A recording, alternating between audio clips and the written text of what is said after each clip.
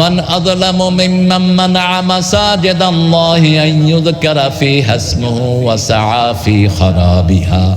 তার চেয়ে বড় জালেম কে হতে পারে যে আল্লাহর মসজিদে জিকির থেকে মানুষকে নিষেধ করে দেয় আর মসজিদগুলোকে বিরান করে দেয়। এখন ভারতে বহু মসজিদকে বিরান করে দেয়া হয়েছে, ঠিক তবে ঠিক। আমাদের বাংলাদেশেও বহু মসজিদ এখন বিরান, এমন জায়গায় মডেল মসজিদ করেছে জুমার দিনও 2 লাইন হয় না। কথা কন না কেন? এরকম জায়গা আছে না নাই? লোকালয়ের ভিতরে মসজিদ নাই, ওই গ্রামের ভিতরে কোনো মানুষ নাই, সেখানে জুমার দিন গিয়েছি 2 লাইন নাই, আশেপাশে কোনো মানুষ নাই। কেন? এটা কেন করলা? মডেল মসজিদ করেছো, ভালো করেছো, যেভাবে টাকা এনেছো। মসজিদ দেওয়া দরকার ছিল এরকম জায়গায় যেখানে মানুষ মসজিদে বসার জায়গা পায় না। এরকম বহু জায়গায় আছে না নাই?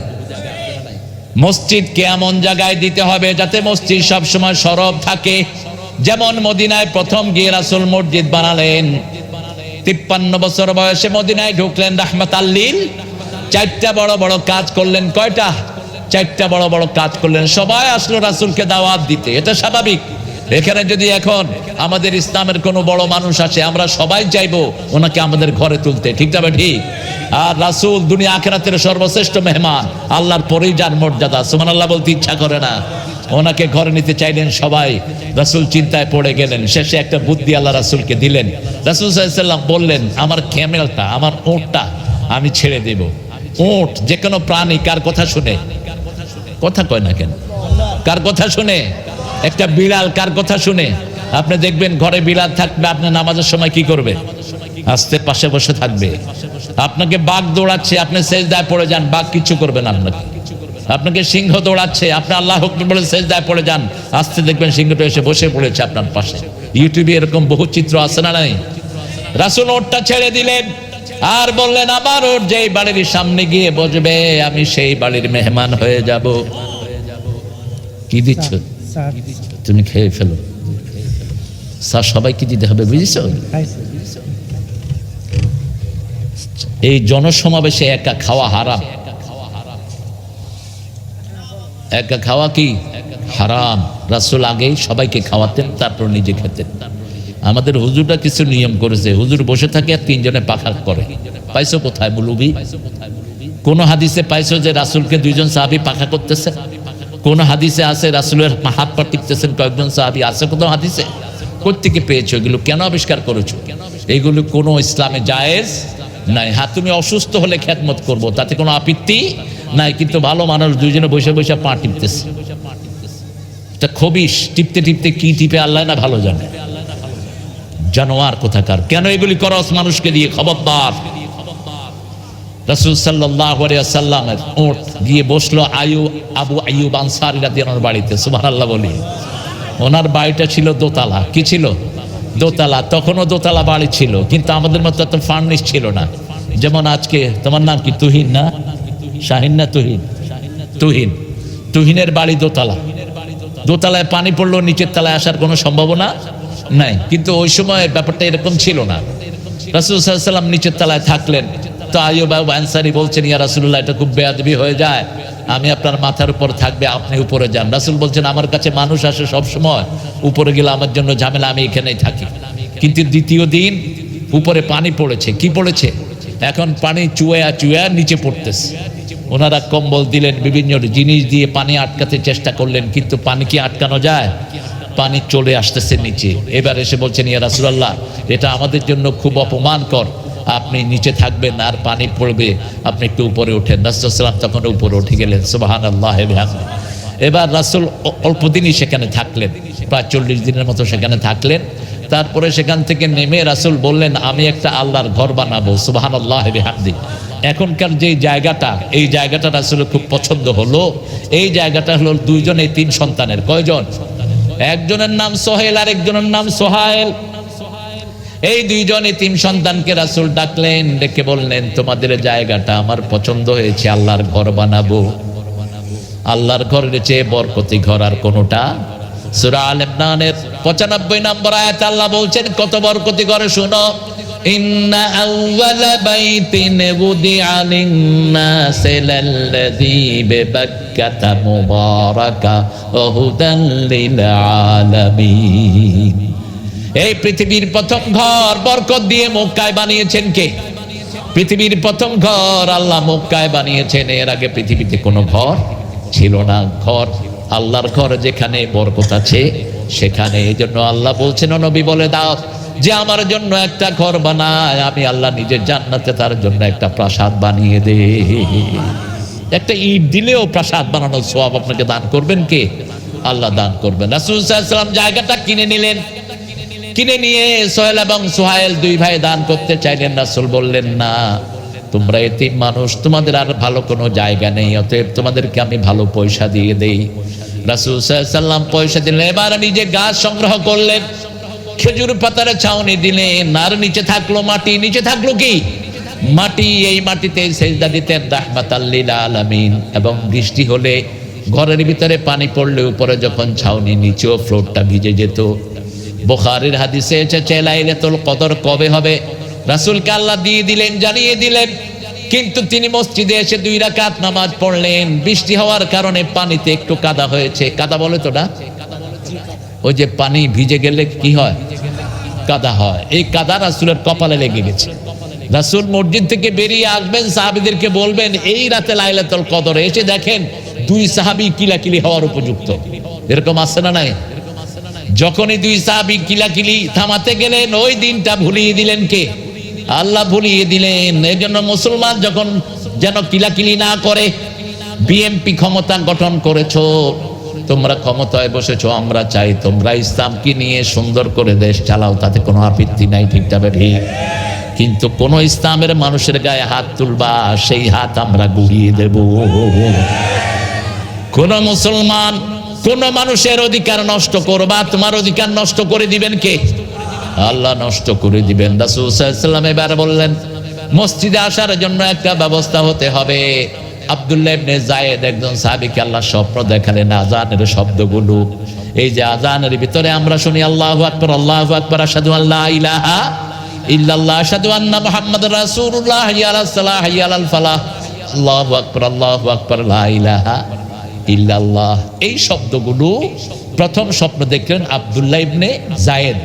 এরপরে স্বপ্ন দেখলেন ওমর ফারুক রাদিয়াল্লাহু আনহু। 2 জন স্বপ্ন দেখে রাসূল সাল্লাল্লাহু আলাইহি ওয়াসাল্লামকে এসে বললেন, ইয়া রাসূলুল্লাহ, আমরা স্বপ্ন দেখেছি এইভাবে আল্লাহর নাম যদি আমরা জোরে জোরে ডাকি তাহলে মানুষ মনে করবে মসজিদে আযানের জন্য ডাকা হচ্ছে। এখন এই শব্দগুলো কার মুখ দিয়ে বের করা হবে? সুন্দর সুন্দর কণ্ঠ নিয়ে সাহাবায়ে কেরাম এই শব্দগুলো চেষ্টা করলেন। আরশের পক্ষ থেকে কোনো জবাব নাই। কিন্তু যেই কোরবানি দিয়া যেই বেলাল, যার কণ্ঠের ভিতরে জিহ্বার ভিতরে আগুনের কয়লা দিয়ে দেওয়া হয়েছে, কেন সে কালেমা পড়ে, সেই বেলাল যখন আযান দিলেন কবুল করে নিলেন কে? আল্লাহ বললেন এই বেলালের কণ্ঠ সবচেয়ে বেশি পছন্দ করলেন কে? চেহারা এক ছিল কালো গোলাম, সেই কালো গোলামের কণ্ঠ কবুল হয়ে গেল। আল্লাহ রাব্বুল আলামিন 5 ওয়াক্ত নামাজ ফরজ করলেন। কয় ওয়াক্ত? মেরাজে 5 ওয়াক্ত নামাজই দিলেন। আবার সূরা বনী ইসরাঈলের 78 নম্বর আয়াতে উল্লেখ করলেন, আকিমিস সালাতা লিদুলুকিশ শামসি ইলা ওয়াসাকিল লাইলি ওয়া কুরআনাল ফাজর ইন্না কুরআনাল ফাজরি কানা মাশহুদা। সূর্য উদয় থেকে উদয়ের আগ থেকে নিয়ে অস্ত যাওয়ার কিয়দাংশ পর্যন্ত তোমরা 5 ওয়াক্ত নামাজ কায়েম করো। ফজরের কোরআন পড়ো। ফজরের কোরআন দুনিয়া আখিরাতে তোমার জন্য সাক্ষী হয়ে যাবে। সুন্দর লিখেছেন আমাদের জাতীয় কবি, কিন্তু ঠাকুরার তো আমাদের ইসলাম নিয়ে কোনো লেখা নাই। ও তো ধুতি সামলাইতে সামলাইতে শেষ। এত বড় মোচ রাখছে, হাসতো না কাঁদতো, মানুষ বুঝাই যেত। নজরুল লিখেছেন মসজিদকে নিয়ে, কারণ তিনি মসজিদে যেতেন। তিনি লিখেছেন ফজরকে নিয়ে, সকাল হলো শোনে রে আজান, উঠে রে সোজা ছাড়ে, মসজিদে চল দিনের কাজে, ভুল দুনিয়াদারি। সকাল হলো অজু করে ফেলে রে ধুয়ে, নিশীথে রাতের গ্লানি, সিজদা করে যায় নামাজে, ফেলে রে চোখের পানি। তোর হেসে নিশি প্রভাত হবে, সুখে দিবি পাড়ি। সকাল হলো, ফজর যে পড়ে তার দায়িত্ব নেন কে? রাসূল বলছেন, মান সাল্লা সুবহা ওয়া ফি জিম্মাতিল্লাহ, যে ফজর পড়বে আল্লাহ নিজ হাতে তার দায়িত্ব গ্রহণ করে নেয়। এখন এর উপর আক্রমণ হয়েছে, আমাদের মুসলমানদের থাকা উচিত কালেমার পক্ষে, ঠিক না ঠিক? কারণ তিনটা জায়গা হলো মুসলমানদের জন্য ঐক্যের জায়গা। কয়টা জায়গা? তিনটা জায়গা। মান সাল্লা সালাতানা ওয়া ইস্তাকবালা কিবলাতানা ওয়া কালা যাবিহাতানা ফাযালিকাল মুসলিম ফি জিম্মাতিল্লাহি ওয়া রাসূলি। যে আল্লাহর কিবলাকে কিবলা মানে আল্লাহর তরিকা অনুযায়ী জবাই করা খায়, আল্লাহর সালাতগুলো আদায় করে, তারা হলো এক দলের লোক। কয় দল? এক দলের লোক। আমাদের কোন মুসলমানের গায়ে আক্রমণ হলে আমরা কাউকে আস্ত রাখবো না, তাদের সাথে কোনো বন্ধুত্ব আমাদের থাকতে পারে? ইরান অতীতে কি করেছে ইরানের হিসাব ইরান দিবে, কিন্তু বর্তমানে ইরানের মধ্যে মসজিদ আছে না নাই? কথা কন না কেন? ইরানের লোকেরা নামাজ পড়ে কি পড়ে না? পড়ে। ইরানের লোকরা কোরবানি দেয় কি দেয় না? ওরা তো হজেও যায়। এখন কিছু কিছু মোল্লা এত লাফাজ কেন? তোরা ছিলি কোথায় এতদিন? তোরা এক মোল্লা আজকে করতেছে ইরানের খমিনি যদি জান্নাতে যায় আমি এই জান্নাত আল্লাহরে ফেরত দিয়ে দেব। কি সর্বনাশী কথা! কে জান্নাতে যাবে কে জাহান্নামে যাবে এটার ফয়সালা কার হাতে? আল্লাহর হাতে। তবে আমরা দোয়া করি সবাইকে আল্লাহ জান্নাত দিয়ে দেখ, ঠিক না ঠিক? এজন্য সব নবীরা একটা দোয়া সব মানুষের জন্য করতেন। সূরা বাকারার 102 নাম্বার 201 নাম্বার আয়াতটি সব নবীরা দোয়া করতেন। পড়েন রাব্বানা, পড়েন রাব্বানা আতিনা ফিদ দুনিয়া হাসানাতাও ওয়া ফিল আখিরাতি হাসানাতাও ওয়া কিনা আযাবান নার। এখানে কিন্তু মুসলমানদের নাম নাই। আতেনা আমাদের সবাইকে দেন, হিন্দু বৌদ্ধ খ্রিস্টান সবাইকে দেন। দুনিয়ার জীবন সুন্দর করে দেন, আখিরাতের জীবন সুন্দর করে দেন, আমাদের সবাইকে জাহান্নামের আগুন থেকে বাঁচিয়ে দেন। পাশের বাড়িতে যদি আগুন লাগে আমরা কি করব? আমরা যাব নিভাতে। আমরা কি বলবো বাড়িটা কার এটা বলবো? আগে কি আগে নিভাও, আগে আগুন নিভাও, বাড়ি জারি হোক। আমরা আগুনের দ্বার প্রান্তে দাঁড়িয়ে আছি। সূরা আল ইমরানের 103 নম্বর আয়াতে আল্লাহ বলছেন, ওয়া কুনতুম আলা শাফা হুফরাতিন মিনান নারি ফাআকাদাকুম মিনহা কাযালিকা ইউবাইয়িনুল্লাহু লাকুম আয়াতিহি লাআল্লাকুম তাহতাদুন। আল্লাহ রাব্বুল আলামিন বলছেন, তোমরা জাহান্নামের দ্বারপ্রান্তে দাঁড়ানো, আমি একজনকে দিয়ে তোমাদেরকে জাহান্নামের থেকে উদ্ধার করেছি। আমরা পড়েছি লা ইলাহা ইল্লাল্লাহু মুহাম্মাদুর রাসূলুল্লাহ সাল্লাল্লাহু। এই কালেমাটা বেশি পড়বেন। এই কালেমাটা পড়লে ঈমান নতুন হয়ে যায়। এই কালেমাটা পড়লে জাহান্নাম দূরে সরে যায়। এই কালেমা পড়ার সাথে সাথে জীবনের গুনাহগুলো মাফ হয়ে যায়। রাসূল বলছেন সাল্লাল্লাহু আলাইহি ওয়াসাল্লাম, মান ক্বালা লা ইলাহা ইল্লাল্লাহ মুখলিসান দাখালাল জান্নাহ। যে হৃদয় থেকে লা ইলাহা ইল্লাল্লাহ বলে তাকে জান্নাত দান করবেন কে? আবার রাসূল বলছেন, মান কানা আখিরা কালামিহি লা ইলাহা ইল্লাল্লাহ দাখালাল জান্নাহ। যার শেষ কথা হবে লা ইলাহা ইল্লাল্লাহ তাকে জান্নাত দিবেন কে? আবার আল্লাহ বলছেন, নবী বলে দাও, যখনই কেউ কালেমা পড়ে কালেমা এসে আল্লাহর দরবারে কাঁপা শুরু করে, আল্লাহ বলেন উসকুনি ইয়া কালেমা, হে কালেমা তুমি শান্ত হও। কালেমা বলে কাইফা আসকুনু ইয়া রব, হে রব আমি কিভাবে শান্ত হব? আমি জানি না যে আমাকে পড়েছে তার গুনাহ মাফ হয়েছে নাকি। আল্লাহ বলেন, তুমি যখন তার মাথায় ছিলা জিহ্বায় আসো নাই, আমি তখনই তার গুনাহগুলো মাফ করে দিয়েছি। কারণ এটার চেয়ে বড় কোনো কালেমা পৃথিবীতে নাই। মুসা আলাইহিস সালাম, এই যাচ্ছ কোথায়? এই বসো বসো। হ্যাঁ, স্টেজে উঠেছ, আগে চলে যাবা, ঠিক আছে না? পান লাগলে তোমার খাওয়ায়, তোমার পান শুধু পান খায়। পানটা ভালো, কিন্তু জর্দা চুন খাবেন না। চুনটাও ভালো, চুনে ক্যালসিয়াম। কোন চুন? ওই যেগুলো পাথরি চুন। শামুক চুনটা খাবেন না। কাঁচা, হ্যাঁ কাঁচা মরিচ তো অসাধারণ জিনিস। কাঁচা মরিচে এত ক্যালসিয়াম, এই যে যাদের গ্যাসের প্রবলেম, একটা করে খাবেন বাস গ্যাস শেষ।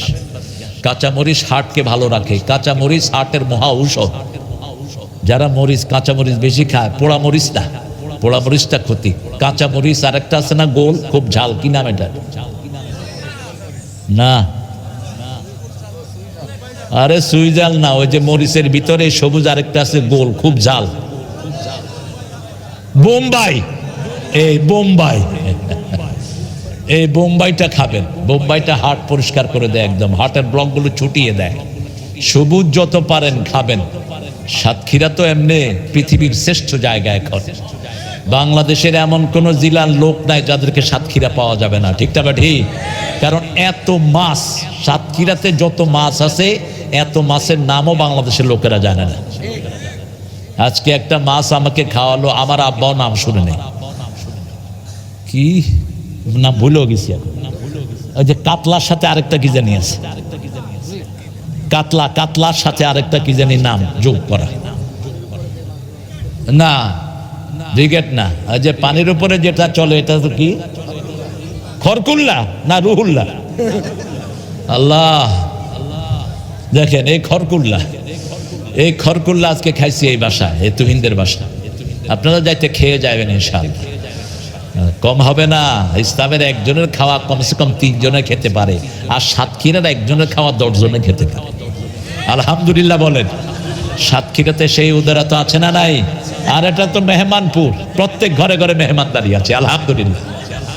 রাসূল সাল্লাল্লাহু আলাইহি ওয়াসাল্লাম সবচেয়ে বেশি পছন্দ করতেন মসজিদে থাকা। যখনই কষ্ট অনুভব করতেন কোথায় চলে যেতেন? মসজিদে চলে যেতেন। সাহাবী কষ্ট অনুভব করলে কোথায় যেতেন? মসজিদে। আমরা কষ্ট অনুভব করলে আমাদের যুবকেরা, আপনাদের এখানে নাই? বললাম বাবা কি হয়েছে? হুজুর ভিতরে খুব জ্বালা। এরপরে গাঁজাও খায়, এরপরে মদও, তবে মদ অবশ্য সাতক্ষীরাতে নেই।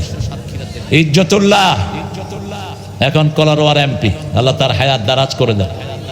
আমাদের প্রিয় মানুষ ইজ্জতুল্লাহ ভাই দীর্ঘদিন জেলা আমির ছিলেন। বলবো যত মদের আড্ডা আছে সব ভেঙে গুড়িয়ে দাও, যত গাঁজার আড্ডা আছে ভেঙে গুড়িয়ে দাও। তবে যে ছেলেগুলো পথহারা হয়ে ব্যবসা ধরেছে তাদেরকে বিকল্প ব্যবসার ব্যবস্থা করে দাও, ঠিক না ঠিক? ছেলেদের কর্মসংস্থান করো না তো ডাকাতি তো করবেই।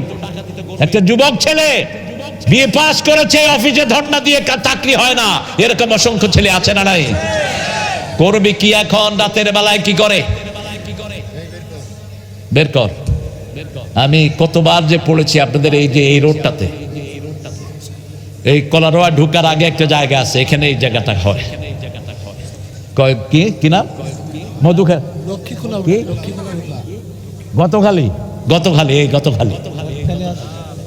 গতখালি, এটা এই জায়গাটা খালি জায়গা। তো আমি যতবারই পড়েছি, যখনই ওরা দেখেছে কয় হুজুর একটু দোয়ার লাগা খাড়াইছে। আমি বললাম দোয়ার লাগা খাড়াইছে তো হাতে এত বড় দাও কেন? কয় দা লইয়া থাকি, সিকিউরিটির ব্যাপার আছে তো। পরা কিন্তু লুঙ্গি। পরে দেখলাম 2-3 খাড়া করা দিছে। বললাম কি খবর? কজা আছে কি নিচে লয়ে গেছে হুজুর। এই ছেলেগুলোকে আমরা ডাকাত বানিয়েছি, এই ছেলেগুলোকে ডাকাত বানিয়েছে আমাদের পান্ডা নেতারা, ঠিক না ঠিক? এই ছেলেগুলোর যদি কর্মসংস্থান থাকতো জীবনেও তারা এই খারাপ পথ বেছে নিত না। আপনি কর্মসংস্থানের ব্যবস্থা করবেন। যে সমস্ত ছেলেগুলো এখন গাঁজা বেচে ওদেরকে ব্যবসা ধরায় দেন, ওরা কোনোদিন গাঁজা বেচবে না। যে সমস্ত ছেলেগুলো ডিরেল হয়েছে ওদেরকে একটা পথের ব্যবস্থা করে দেন, ঠিক না ঠিক? রাসূল সাল্লাল্লাহু আলাইহি ওয়াসাল্লাম সবসময় বিকল্প ব্যবস্থা করে দিতেন। একদিন জোহরের পরে রাসূল সাল্লাল্লাহু আলাইহি ওয়াসাল্লাম একটু রেস্ট নিতেন। আমাদের মতো ঘুম কখনো তিনি যেতেন না। আমরা তো লম্বা ঘুম দেই, জোহরের পরে খায় আসরে উঠি, আর ঘুমের থেকে উঠে বলি সুন্নতি ঘুম দিছি, মিথ্যা কথা। রাসূল কখনো জোহরের পরে খেতেন না, জোহরের আগে খেতেন। খেয়ে হালকা একটু শুইতেন, কাইলুলা করতেন, একটু গোড়াগড়ি দিতেন। এটা আজকের মেডিকেল সায়েন্স বলছে যদি আপনি একটু গোড়াগড়ি দেন আপনার লিভারটা রেস্ট হয়, বাকি 18 ঘন্টার জন্য, 7 ঘন্টা 6 ঘন্টার জন্য লিভারটা অ্যাক্টিভ হয়ে যায়। সকাল থেকে লিভারটা অ্যাক্টিভ থাকে, এজন্য মিডল অফ দ্য ডে, দিনের মধ্যখানে যখন আপনি লিভারকে একটু রেস্ট দিবেন, একদম লম্বা হয়ে শুয়ে যাবেন খাওয়ার সাথে সাথে 15 মিনিট 20 মিনিটের জন্য, তখন দেখবেন যে আপনার শরীরটা চাঙ্গ হয়ে যাবে, শরীরটা সুন্দর থাকবে। এটা 1400 বছর আগে বলেছেন রাহমাত আল্লিল তারপরে তিনি জোহর পড়তেন, তারপরে তিনি দাওয়াতি কাজে বের হতেন। কিন্তু আজকে তিনি জোহরের পরে মসজিদে নববীতে রাসূল বসে আছেন, এরপরে দেখেন ওমরও ঢুকছেন, আবু বকরও ঢুকছেন। রাসূল বলছেন, মা আখরাজাকুম মিন বাইতিকুম, তোমাদের ঘর থেকে তোমাদেরকে কোন জিনিস বের করেছে? দুইজন বলছেন আল জু, আমাদের ঘরে ক্ষুধা, আমরা কিছুই খাইনি সকাল থেকে, আমার ঘরেও ক্ষুধা, আমার পেটেও ক্ষুধা, ওমরের পেটেও ক্ষুধা। ওনারা জিজ্ঞেস করেন, ইয়া রাসূল আপনি এখানে কেন? কয় আমার পেটেও কি, পেটে কি ক্ষুধা। আহা, চিন্তা করেন, রাহমাতাল লিল আলামিন, যিনি তাকালেই উহুদ পাহাড় স্বর্ণ হয়ে যেত যদি চাইতেন, যিনি আঙ্গুল তুললে চাঁদ দুই টুকরা হয়ে যায়, যিনি পা তুললে সাত আকাশে চলে যান, তিনার ঘরে কোনো খাওয়া নাই। আর আমাদের সামান্য মেম্বার, টাকা রাখার জায়গা নাই, এরকম আছে না নাই? 2-3 বছর এমপি, টাকার কোনো অভাব নাই। আর যশোর এবং সাতক্ষীরাতে এই উপমা তারা সৃষ্টি করেছে। দীর্ঘ সময় এমপি ছিল, ঘরে একটা সুন্দর খাটও নাই। এই যে মুহাদ্দিস আবু সাইদ, আহা, আপনাদের সাথে তিনি একটা ভাড়া ঘরে থাকতেন, 2 রুমের একটা ঘর, সাতক্ষীরা রিয়াসত আলী গাফরাহুল্লাহ, আল্লাহ তাদের কবরকে জান্নাতুল ফেরদাউস বানিয়ে দেন। আমার খাদেম যে ঘটনা বলেছে সেই ঘটনার সাথে মিল আছে না নাই? অর্ধ পৃথিবী করেছে শাসন, ধুলার তক্তে বসে, খেজুর পাতার প্রাসাদ তোমার বারবার গিয়েছে খসে। ওমর ফারুককে দেখার জন্য তখনকার ইজিপ্ট থেকে, তখনকার সবচেয়ে বড় পাওয়ার যারা ছিল পার্সিয়া থেকে এসেছে একজন রাষ্ট্রদূত, এসে বলছেন, আইনা মালিকুকুম, হোয়ার ইজ ইউর কিং? লোকেরা বলছে, we don't have any king, we have one person who occupied us all the time. আমাদের কোনো রাজা নাই, আমাদের একজন গার্ডিয়ান আছেন যিনি আমাদেরকে দেখাশোনা করেন। বলছে, তিনার বিল্ডিং কোথায়? বলছে, তার কোনো বিল্ডিং নাই, ওই খেজুরের ঘরে তিনি থাকেন। এখন তিনি কোথায়? দুপুর বেলা। বলছে, তিনি কোনো গাছের নিচে শুয়ে আছেন। লোকটা দৌড়াতে হাঁটতে হাঁটতে গিয়ে দেখে একটা চিকন খেজুর গাছ, ওটার ছায়া আর কদ্দুর হয়, একজন হাত দিয়ে শুয়ে আছেন। হাত দিয়ে শুইলে কি লাভ হয়? এখনকার বিজ্ঞান বলছে, আপনি যদি কোনো বালিশ ব্যবহার না করেন, হাত দিয়ে যদি শোন, হাতের উপরে ডান কাত হয়ে শুবেন। এমনি সোজা হয়ে শুয়ে যারা পায়ের উপর পা তুলে দেয়, রাসূল এদেরকে নিষেধ করেছেন সোজা হয়ে শুয়ে পায়ের উপর পা তুলবেন না। আবার উবুত হয়ে যারা শোয়, রাসূল বলছেন এটা জাহান্নামীদের শোয়া, খবরদার, এটা যেন কখনো না হয়। আপনার ছোট বাচ্চা যদি উবুত হয়ে শোয়, ওকে ডান কাত করে দিবেন। ডান কাত করলে সব অর্গানগুলো ভালো থাকে, সব ভিতরের পার্টসগুলো, লিভার, কিডনি, হার্ট, এগুলো ভালো থাকে, রক্ত প্রবাহ সুন্দর হয়। এই জন্য সাহাবায়ে কেরাম অধিকাংশ বালিশ ছাড়া শুইতেন। বালিশ ছাড়া শুলে সবচেয়ে বেশি সুন্দর থাকে শরীর। আজকে কি ইউটিউবে সার্চ দিবেন, দেখবেন উপকারের দিকগুলো চলে আসবে। এগুলো আমাদেরকে শিখিয়েছেন রাহমাতাল লিল। তিনি হাতের উপর শুয়ে আছেন, বুক ভরা দাড়ি, মাথার সামনে চুল কম, পিছনে ঘাড় পর্যন্ত চুল লম্বা। লোকটা দাঁড়িয়ে আছে, মিলাচ্ছেন। একজন আগন্তুক আসলো, বলল, মান হাদার রাজুল, হু ইজ হি? তিনি কে? বলছে, হাদা আমিরুনা, আমাদের আমির তিনি, যিনি আসলেন পারস্য থেকে। তিনি দাঁড়িয়ে দাঁড়িয়ে কাঁদছেন। লোকেরা বলল, হোয়াই ইউ ক্রাইং ফর? কেন তুমি কাঁদছো? লিমা তাবকি? বলছে, আদিলতা আমিনতা, তুমি মানুষের নিরাপত্তা দিয়েছো, আল্লাহ তোমাকে নিরাপত্তা দান করেছে। অর্ধ পৃথিবীর শাসক, কোনো পুলিশ নাই, পাহারাদার নাই, ঠিক না ঠিক? যারা অন্যের হক মারে তারা নিজেরা পাহারার ভিতরে থাকতে হয়, কারণ তাকেও কেউ মেরে ফেলতে। আর যারা অন্যের হক মারে না, তাদের পাহারাদারের কোনো দরকার। এই আবু সাইদ সাহেব চলতেন একটা মোটরসাইকেলে, রিয়াসত আলী চলতো একটা বাইসাইকেলে। এখন এমপি হয়েছে সালাউদ্দিন আইয়ুবী কাপাসিয়াতে। এমপি হওয়ার পরে মাদ্রাসায় যাচ্ছে সাইকেল চালায়। আমার অত্যন্ত স্নেহের, বললাম, কে একজন একটা মোটরসাইকেল কিনে দাও। অনেক লোকেরা মোটরসাইকেল কিনে দিতে চাচ্ছে। সে বলছে, ভাই টাকা যদি হালাল হয় দিয়ে, আর হারাম হলে আমার এটার কোনো দরকার নাই, শ্বশুর বাড়ির থেকে নিয়ে, এটা ঠিক আছে। আপনাদের সাতক্ষীরাতে তো এর রেওয়াজ নাই অবশ্য, শ্বশুর বাড়ি থেকে সাইকেল নেয় না। যৌতুক আছে, কম না বেশি? জোরে বলেন তো। যৌতুক খায় জান্নাতে যাবেন কেমনে? ওই বেডি মাফ না করলে আল্লাহ তোমার মাফ করবে না। যৌতুক খেয়েছো, তোমার বিবাহ প্রশ্নবিদ্ধ। মোহরানা আল্লাহ ফরজ করেছেন, ওয়াতুন নিসা সাদুকাতিহিন্না নাহলা, মহিলাদেরকে মোহরানা ফরজ হিসাব আদায় করে দাও। ওয়াতুহুন্না উজুরাহুন্না ফারিদা, সূরা আল ইমরানের সূরা নিসার 3 নম্বর আয়াতেই মহিলাদের মোহরানার কথা বলেছেন কে? আল্লাহ রাব্বুল আলামিন বলেছেন মোহরানা আদায় করতে হবে। মোহরানা যদি লোহার আংটি হয় আদায় করবেন। এবার ওমর ফারুককে দেখে লোকটা কাঁদলেন আর বললেন, ওমর, আপনি মানুষের শান্তি দিয়েছেন, আপনার শান্তি দিয়েছেন কে? ওমর ফারুক তাকে নিয়ে খেতে বলেছেন রাদিয়াল্লাহু আনহু। দেখেন তিনি খাচ্ছেন, ওই যে আটার চালুনি দিয়ে ছেঁকে যেগুলো আমরা ফেলে দেই, এগুলো দিয়ে তিনি রুটি খাচ্ছেন। লোকটা বলল, আমার দেশের কাজের মেয়েরা এত খারাপ খায় না। ওমর বললেন, যতদিন পর্যন্ত আমার দেশের সবচেয়ে গরিব মানুষের চেয়ে ভালো খাবার না খাবে, আমি কখনো তার চেয়ে ভালো খাবার খেতে পারি না। রাজার চেয়ে ভালো খাবার প্রজার চেয়ে যে রাজারা খাবে, কিয়ামতের ময়দানে এরা চোরের কাতারে দাঁড়িয়ে যাবে। তার এক ভালো করে শুনো, সবচেয়ে গরিব জনগণ যে খাওয়া খায়, তুমি যদি তার চেয়ে ভালো খাবার খাও, চোরের কাতারে দাঁড়াবা কিয়ামতের ময়দানে। আমার এমপি গুলো, আমার চেয়ারম্যান মেম্বারেরা, আপনার এলাকার যে মানুষগুলো, তাদের দ্বারে দ্বারে যাবেন, তাদের ঘরে ঘরে যাবেন। রাসূল বলছেন, যার আন্ডারে 10 জন লোক থাকবে, কয়জন? এই 10 জন লোককে আল্লাহ আগে ডেকে জিজ্ঞেস করবেন, how was his behaviour with you people, তোমাদের সাথে এই লোকটার ব্যবহার কেমন ছিল? এই 10টা লোক যদি বলে তিনি খুব ভালো মানুষ ছিলেন, তিনি আমাদের খবর রাখতেন, ওখানেই তার জন্য জান্নাত বরাদ্দ হয়ে যাবে। আল্লাহর আরশের ছায়ায় আল্লাহ তাকে জায়গা করে দিবেন ইমামুন আদেল।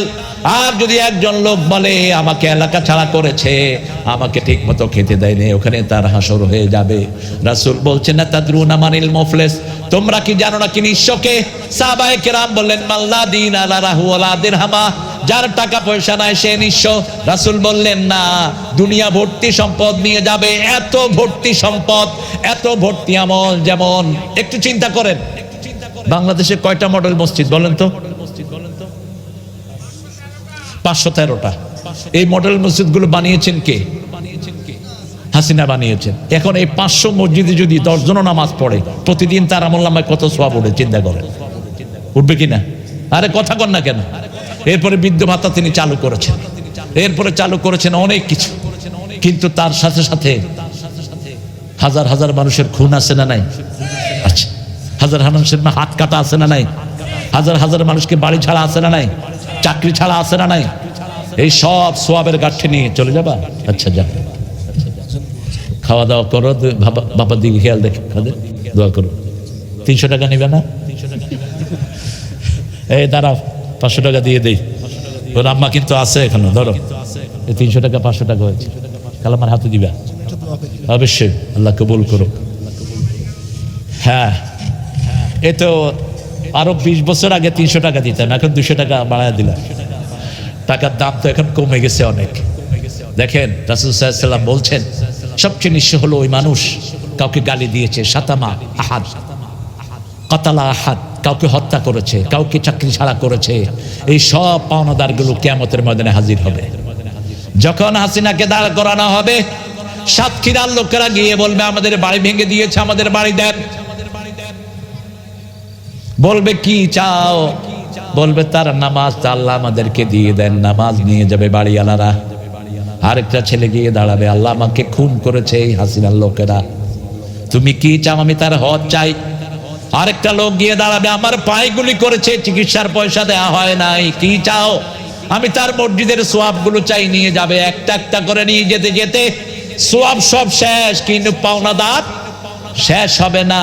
এবার আল্লাহ বলবেন, কি চাও তোমরা? বলছে, আল্লাহ তার কাছে নেয়ার এখন কিছুই নাই, কি চাইবো? এবার আল্লাহ বলবেন, তোমাদের গুনাহ তার ঘাড়ে দিয়ে দাও।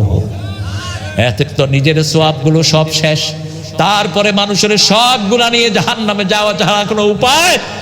এই জন্য খবরদার, না খেয়ে মরবেন কিন্তু কারো হক মারবেন না, না খেয়ে মরবেন কারো জমি দখল করবেন না, না খেয়ে মরবেন এতিমের সম্পদ খাবেন না। এতিমের সম্পদ খেলেই পেটের ভিতরে আগুন ঢুকে। কি ঢুকে? ইয়াকুলুনা ফি বুতুনিহিম নারা। আল্লাহ বলছেন, যারা অন্যের সম্পদ অন্যায় ভাবে খায় তাদের পেটে আগুন ঢুকে। কি ঢুকে? এক লোকমা খাবার ঢুকানোর আগে চিন্তা করবেন এই খাবারটা হালাল কিনা। যেমন আজকে আমি এই ঘরে এসে বলছি, স্বামী তুমি কি করো? স্বামী বলছে, আমি মালয়েশিয়ায় থাকি। আমি স্বামীকে চেষ্টা করলাম উপকার করার জন্য। মালয়েশিয়ার ন্যাশনাল হসপিটালে হার্টের সবচেয়ে বড় ডাক্তার আমার ছোট ভগ্নিপতি, ডক্টর এহতেশামুল হক শাহী। আমি বলছি তুমি সেখানে গেলে তার সাথে যোগাযোগ করবা, তার থেকে তুমি উপকার নিবা। কি চাকরি করো শুনলাম, বাস আমি নিরাপদ হলাম। ওদের ঘরের কামাইগুলো কি, কথা কন না কেন, কামাইগুলো কি হালাল। 3 ভাই কষ্ট করে উপার্জন করেছে। ওর পরের ভাই শাহিনও ছিল মালয়েশিয়াতে, তারপরে তুহিন তো মালয়েশিয়া ছিল না বলে না, অল্প দিন ছিল। দেখেন পরিচ্ছন্ন সুন্দরভাবে একসাথে আছে, এটা বিরাট বরকতময়। আপনি জেনে নেবেন যে কোনো জায়গায় আপনি যাবেন। আবু বকর রাদিয়াল্লাহু আনহু ওনার একজন খাদেম ছিলেন, যখন খুব কষ্টে পড়তেন তিনি খাদেমের খানা খেতেন। তো খাওয়ার আগে জিজ্ঞেস করতেন how did you earn it, তুমি এটা কিভাবে কামাই করেছো? তো তিনি বলতেন আজকে এটা করেছি, কালকে সেটা করেছি। একদিন পেটে ছিল খুব ক্ষুধা, আবু বকর রাদিয়াল্লাহু আনহু এসে খেয়ে ফেললেন। এক লোকমা ভিতরে দেওয়ার পরে জিজ্ঞেস করলেন এই টাকাটা কিভাবে উপার্জন করেছো? তিনি বলছেন আমি যখন মুসলমান হইনি মানুষের হাত দেখতাম। হাত দেখা কি? আরো জোরে বলেন। যারা মানুষের হাত কাউকে দেখায়, রাসূল বলেছেন যে গণকের কথায় বিশ্বাস করে সে সব নবীকে অস্বীকার করে। যে গণকের কথা বিশ্বাস করে, গণককে যে একদিন হাত দেখায় 40 দিনের ইবাদত তার বরবাদ করে দিবেন কে? আবু বকর রাদিয়াল্লাহু আনহু যখনই শুনলেন তিনি হাত দেখিয়ে এই কাম এই পয়সা আদায় করেছেন, এখন মুখে আঙ্গুল দিয়ে তিনি বমি করে দিয়েছেন। রাসূলের কাছে গেলেন, ইয়া রাসূলুল্লাহ আমি আগে জিজ্ঞেস করি নাই, এই খাওয়াটা অবৈধ ছিল, আমি মুখের ভিতরে দিয়ে বমি করে ফেলে দিয়েছি, আল্লাহ আমাকে মাফ করবেন কিনা? রাসূল বললেন সাল্লাল্লাহু আলাইহি সাল্লাম তুমি তো ভিতরে ঢোকাও নাই, ভিতরে ঢোকানোর আগে তুমি বের করে দিয়েছো, মাফ করে দিবেন কে? একটা সুতাও যদি আপনি চুরি করেন এটাও আগুন হয়ে যাবে। রাষ্ট্রের সম্পদকে যে কিভাবে লুট করা হয়েছে, ঠিক না ঠিক? আপনি কি মনে করেন একজন সাহাবী খয়বরের যুদ্ধে মারা গেলেন, আরেকজন মহিলা সাহাবী বললেন কি খুশনসিব, ওয়া ফিল জান্নাহ, তিনি জান্নাতি। রাসূল বললেন তুমি জানলা কেমনে সে জান্নাতি? কাউকে জান্নাতি বলা যাবে না, জাহান্নামীও বলা যাবে। বলতে হবে আল্লাহ যেন তাকে জান্নাত দান করেন, বলেন আমিন। আল্লাহ যেন তাকে জাহান্নাম থেকে বাঁচিয়ে দেন, কারণ জাহান্নাম জান্নাতের মালিক কে? আল্লাহ। এবার রাসূল সাল্লাল্লাহু আলাইহি সাল্লাম বললেন তুমি বলবা আল্লাহ যেন তাকে জান্নাতে দেয়। তবে শুনো, এই মাত্র জিবরাইল আমিন আলাইহিস সালাম আমাকে এসে বলছেন আগুন এসে ওনার সারা শরীর জ্বালিয়ে দিচ্ছে। কেন? একটা গনিমতের জুব্বা, এরকম জুব্বা একটা তিনি না বলে নিয়েছেন, ওই জুব্বাটা আগুন হয়ে তার শরীর জ্বালিয়ে দিচ্ছে। আপনি চিন্তা করেন একটা জামা যদি আগুন হয়ে শরীর জ্বালিয়ে দেয়, কলারোয়া উপজেলার কত টাকা কত নেতার পকেটে ঢুকেছে, ঠিক না ঠিক? আমাদের এক এক জেলার কত টাকা কত নেতা খেয়ে ফেলেছে। এবার একজন সাহাবীর গায়ে একটা সুতা ছিল, তিনি সুতাটা তুলে বললেন, কিতাবুল কাবায়ের থেকে বলছি হাদিসটি, তিনি সুতাটা তুলে বললেন হাদিহি কিতাতুম মিনান নার, এটাও কি জাহান্নামের টুকরা হবে নাকি? রাসূল সাল্লাল্লাহু আলাইহি ওয়াসাল্লাম বললেন এই সুতাও যদি তুমি না বলে নাও এটাও জাহান্নামের আগুন হয়ে তোমাকে জ্বালিয়ে পুড়িয়ে শেষ করে দেবে। এই আসাদ, আসাদ বসা, ওয়াজ করতেছি আমি, হে খায় পানি। আমাদের লোকেরা দেখবেন তারাবিতে হুজুরে পানি খায় না, নিচের মুসল্লিরা কি করে? আরে তেলাওয়াত করতেছে তো, ও তোরা পানি খাস কেন? তেলাওয়াত করতেছে হুজুর, হের গলা শুকায় যাচ্ছে। দেখে আল্লাহ আমাদের ভাইদেরকে কবুল করে। এবার মসজিদ আমরা আবাদ করব। মসজিদ যারা আবাদ করে তাদের কারণে দুনিয়াটাকে টিকিয়ে রেখেছেন কে? রাসূল বলছেন সারা দুনিয়াকে আল্লাহ ধ্বংস করে দিতে চান, কিন্তু 2 প্রকারের লোকের জন্য পারেন না। কয় প্রকার? 2 প্রকার। আমিরুনাল মাসাজিদ মুস্তাগফিরিনা বিল আসহাব, যারা মসজিদ আবাদ করে। এই যে আমাদের বৃদ্ধরা মসজিদে বসে থাকে, এরা হলো সমাজের বরকত। একজন সাহাবী এরকম মসজিদে বসে থাকতেন, ওনার ভাই এসে বলল ইয়া রাসূলুল্লাহ সারাদিন আমার এই ভাই মসজিদে বসে থাকে, আমি খেতে কাজ করতে করতে শেষ। রাসূল মুস্কি হাসছেন। সাহাবী রাদিয়াল্লাহু আনহু বলছেন ইয়া রাসূলুল্লাহ আপনি মুস্কি হাসছেন কেন? রাসূল সাল্লাল্লাহু আলাইহি ওয়াসাল্লাম বলছেন আমি যেটা দেখি তোমরা সেটা দেখো না। রাসূল নামাজে দাঁড়ালে পিছনেও দেখতেন, রাসূল নামাজে দাঁড়ালে পিছনেও দেখতেন, সামনে যেমন দেখতেন পিছনেও তেমন দেখতেন। এনাকে দেখানোর ক্ষমতা দিয়েছেন কে? আল্লাহ ক্ষমতা দিয়েছেন। রাসূল সাল্লাল্লাহু আলাইহি ওয়াসাল্লাম অনেক গায়েবী খবর পেতেন, সেগুলো কে দিতেন? আল্লাহ দান করতেন। যেমন এখানে বসে আছেন অনেক সাহাবী সহ, রাসূল বলেন এখানে একজন জাহান্নামী হবে, আর তার দাঁত হবে উহুদ পাহাড়ের মতো দাঁত। আপনি চিন্তা করেন তো, উহুদ পাহাড়ের মতো যদি দাঁত হয়, মুখটা হবে তো বাংলাদেশের মতো। আর মুখটা যদি বাংলাদেশের মতো হয়, এই লোক চলবে কেন? কেন এত বড় হবে? বড় হবে এই জন্য যত চুরি করেছেন সব মালগুলো ঘাড়ে দিয়ে দিবেন কে? সূরা আনামের 31 নম্বর আয়াত, ইয়াহমিলুনা আওযারহুম আলা যুহুরিহিম, যত মানুষ যত চুরি করবে সব চুরির জিনিস ঘাড়ে উঠিয়ে দিবেন কে? সাহাবায়ে কেরাম বলতেন এত ছোট ঘাড়ের ভিতরে এত বড় জিনিস কেমনে উঠবে? রাসূল বলতেন এক এক জাহান্নামীর ঘাড় মদিনা শহরের চেয়ে বড় করে দিবেন কে? তো আবু হুরায়রা সেখানে ছিলেন। আবু হুরায়রা বলেন, আমি দেখতে লাগলাম কোন সাহাবী ঈমান হারা মরে। দেখতে দেখতে অনেকজন সেখানে চলে গেলেন, দুইজন বাকি থাকলেন। কয়জন? একজনের নাম হলো রাজ্জাল। কি নাম? রাজ্জাল। তিনি রাসূল ইন্তেকালের পর তিনি মুরতাদ হয়ে গেছে। কি হয়েছে? মুরতাদ, ইসলাম থেকে বেরিয়ে গেছে। সে আর নামাজ পড়ে না। মুসাইলামা কাযযাব, রাসূলের পরে যে মিথ্যা নবুয়তের দাবি করেছে, তার দলে ঢুকেছে সে। তার দাঁতটা কি হবে? কথা বলো না বাবা, কথা এখানে চলে আসতেছে। হ্যাঁ, রাসূল সাল্লাল্লাহু আলাইহি ওয়াসাল্লামকে এবার আল্লাহ বললেন, মসজিদের ভিতরে কি কমিটি রাখবা সেটা আমি তোমাদেরকে বলে দিই। ওই যে সাহাবীর কথা বলছিলাম, রাসূল সাল্লাল্লাহু আলাইহি ওয়াসাল্লাম বললেন, তোমার এই ভাই মসজিদে বসে থাকে দেখেই খেতে আল্লাহ তোমাকে বরকত দান করেছেন। আপনার আব্বা মসজিদে বসে থাকে, এরকম বাবা আছে না নাই? আপনার ভাই বসে থাকে, আপনি খুশি হবেন না বেজার হবেন? খুশি হবেন। মসজিদে যারা বসে থাকে তাদের কারণে আমাদের সমাজের বরকত বাড়িয়ে দেন কে?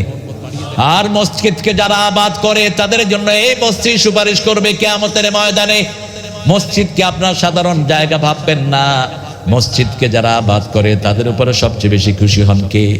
আর শেষ রাতে উঠে যারা গুনগুন করে কাঁদে, এই যে রমজান চলে গেল, তাহাজ্জুদের অভ্যাস তো আমাদের কম বেশি সবার হয়েছে, ঠিক না বেটি? সবার কম বেশি হয়েছে। আমরা সেহরির সময় যখন উঠেছি ম্যাক্সিমাম লোকেরা তাহাজ্জুদের নামাজ পড়েছে। এখন এটা কন্টিনিউ করব, এখন এটা ছেড়ে দেব না। অন্তত রাত 12টা হলে 2 রাকাত নামাজ পড়ে আল্লাহর কাছে লম্বা সিজদা দিয়ে আমরা ঘুমাবো। আমাদের জীবনের গুনাহগুলো মাফ করে দিবেন কে? আল্লাহ মাফ করে দিবেন। ওই যে 53 বছর রাসূল আরো 2টা কাজ করলেন। প্রথম কাজ করলেন, আইয়ুব আনসারীর বাড়িতে থাকলেন। দ্বিতীয় কাজ, মসজিদের জায়গা কিনলেন। তৃতীয় কাজ হলো, মসজিদের সামনে একটা কূপ ছিল, রুমা। কি কূপ? রুমা। কি কূপ? বেরে রুমা। এই কূপ ছিল এক ইহুদির। এই কূপের পানি ছিল খুব মিষ্টি। মুসলমানদের থেকে যখন মুসলমান যা আসা শুরু করলো বেশি, কূপের পানির দাম সে বাড়ায় দিল। রাসূল সাল্লাল্লাহু আলাইহি ওয়াসাল্লাম চিন্তায় পড়ে গেলেন, মুসলমান গরিব, মুসলমানরা পানি খাবে কেমনে? সাইয়েদনা ওসমান রাদিয়াল্লাহু আনহু এই কূপটা কিনে মুসলমানদের জন্য হাদিয়া দিয়ে দিলেন। আমরাও কোন টিউবওয়েল যদি বানিয়ে দেই মসজিদের জন্য, কিয়ামত পর্যন্ত সওয়াব দান করবেন কে? আল্লাহ সওয়াব দান করবেন। তাহলে 4টা কাজ রাসূল করলেন। প্রথম আইয়ুব আলী আনসারীর বাড়িতে আসছেন, মসজিদের জায়গা কিনলেন, আজানের পদ্ধতি ঠিক করলেন। আর বেরে যে কূপটা পেলেন, কূপটার নাম কি বললাম? বেরে রুমা। এই কূপটা কিনে দিলেন মুসলমানদের জন্য। এবার আল্লাহ বলছেন সূরা তওবার 17 নম্বর আয়াত, মা কানা লিল মুশরিকিনা ইয়ামুরু মাসাজিদাল্লাহ শাহিদিনা আলা আনফুসিহিম বিল কুফর। কোন মুশরিক যেন মসজিদ কমিটিতে না থাকে। কোন কবর পূজারী, মাজার পূজারী মসজিদে থাকতে পারবে? কথা কন না কেন? আপনাদের কষ্ট হচ্ছে? কোন মুশরিক মসজিদের কমিটিতে থাকতে পারবে না। বিগত সরকারের সময় যারা মূর্তি বানিয়েছে এরা কি? জোরে বলেন। মূর্তি বানায় কারা? মুশরিকরাই মূর্তি বানায়, ঠিক না ঠিক? আর ফখরুদ্দিন মিয়ার মইসা লুটছে, উনি শেখ মুজিবের মূর্তি ভাঙাতে উনি খুব মনে কষ্ট পাইছেন। তুই তওবা কর মূর্খ। কোন মূর্তির জন্য যদি কারো হৃদয়ে আঘাত লাগে, বুঝতে হবে মুসলমান না মুশরিক। আমাদের ছেলেরা অনেক বুদ্ধিমান। মূর্তির উপরে কি করছে? কি করেছে? মাথায় মুতিছে। এই ছেলেটাকে পুরস্কার দেওয়া দরকার, জাতীয় পুরস্কার। কারণ নিচে পোলাপান ক্যামেরা নিয়ে বসেছিল, কিন্তু কোনো ছবি উঠে নেই, উঠছে শুধু পানি গিয়ে মাথায় পড়ছে। কত অভিজ্ঞতার সাথে সে এই কাজটা করেছে। আর সাথে সাথে নাম চেঞ্জ হয়ে গেছে, জাতির পিতা ইব্রাহিম। অমুক ছিল ঘোড়ার ডিম। কি ছিল? ঘোড়ার ডিম। আমাদের জাতির পিতাকে ইব্রাহিম আলাইহিস সালাম। মসজিদ কমিটিতে কারা থাকবে? এবার আল্লাহ বলছেন, আল্লাহ সব সময় আগে নেগেটিভ বলেন, পরে পজিটিভ বলেন। আগে বলেন জাহান্নামের কথা, তারপরে জান্নাতের কথা। জান্নাতীদেরকে যখন জান্নাত দিবেন, আগে জাহান্নাম দেখাবেন। ইল্লা ওয়ারিদুহা, সূরা মরিয়মে আল্লাহ বলছেন কোন জান্নাতি জাহান্নাম পাড়ি দেওয়া ছাড়া জান্নাতে যেতে পারবে না। পুলসিরাতের পোলের নিচে কি থাকবে? জাহান্নাম থাকবে। নিকটাত্মীয় ছিন্নকারীরা পুলসিরাতের পোল পার হতে পারবে না। কোন জালেম পুলসিরাতের পোল পার হতে পারবে? রাসূল বলছেন আয-যুলমু যুলমাতুন ইয়াউমাল কিয়ামাহ, যারা জুলুম করবে এটা অন্ধকার হয়ে তার সব কিছু অন্ধকার করে দিবে, কিছুই আপনি দেখবেন না। আর যারা দান করবে, প্রতি দান একটা নূরের বাতি হয়ে কিয়ামতে প্রজ্বলিত হয়ে যাবে। প্রতিটা দান আপনার জন্য নূরের বাতি হবে। একজন সাহাবী রাতে স্বপ্ন দেখলেন তার আব্বার কবরটা বড় অন্ধকার। রাসূলকে এসে বলছেন, ইয়া রাসূলুল্লাহ, আমি স্বপ্ন দেখেছি আব্বার কবরটা অন্ধকার। রাসূল বললেন, তুমি বোধহয় তোমার আব্বার জন্য দোয়া করো না। দোয়া করো, প্রত্যেক দোয়াতে একটা নূরের বাতি সৃষ্টি করে দিবেন কে? তিনি কয়দিন দোয়া করে এসে বলেন, ইয়া রাসূলুল্লাহ, এখন আমি দেখেছি আমার আব্বার কবর পুরা নূরে নূরে ভরপুর হয়ে আছে।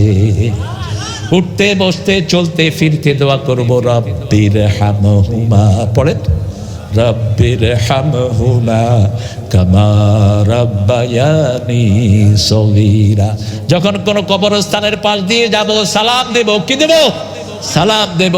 ওই যে আমাদের লোকেরা কবরের সালামটা জানে না, আসসালামু আলাইকুম ইয়া আহলাল কবর, এটা জানে না। তখন কি করে জানেন?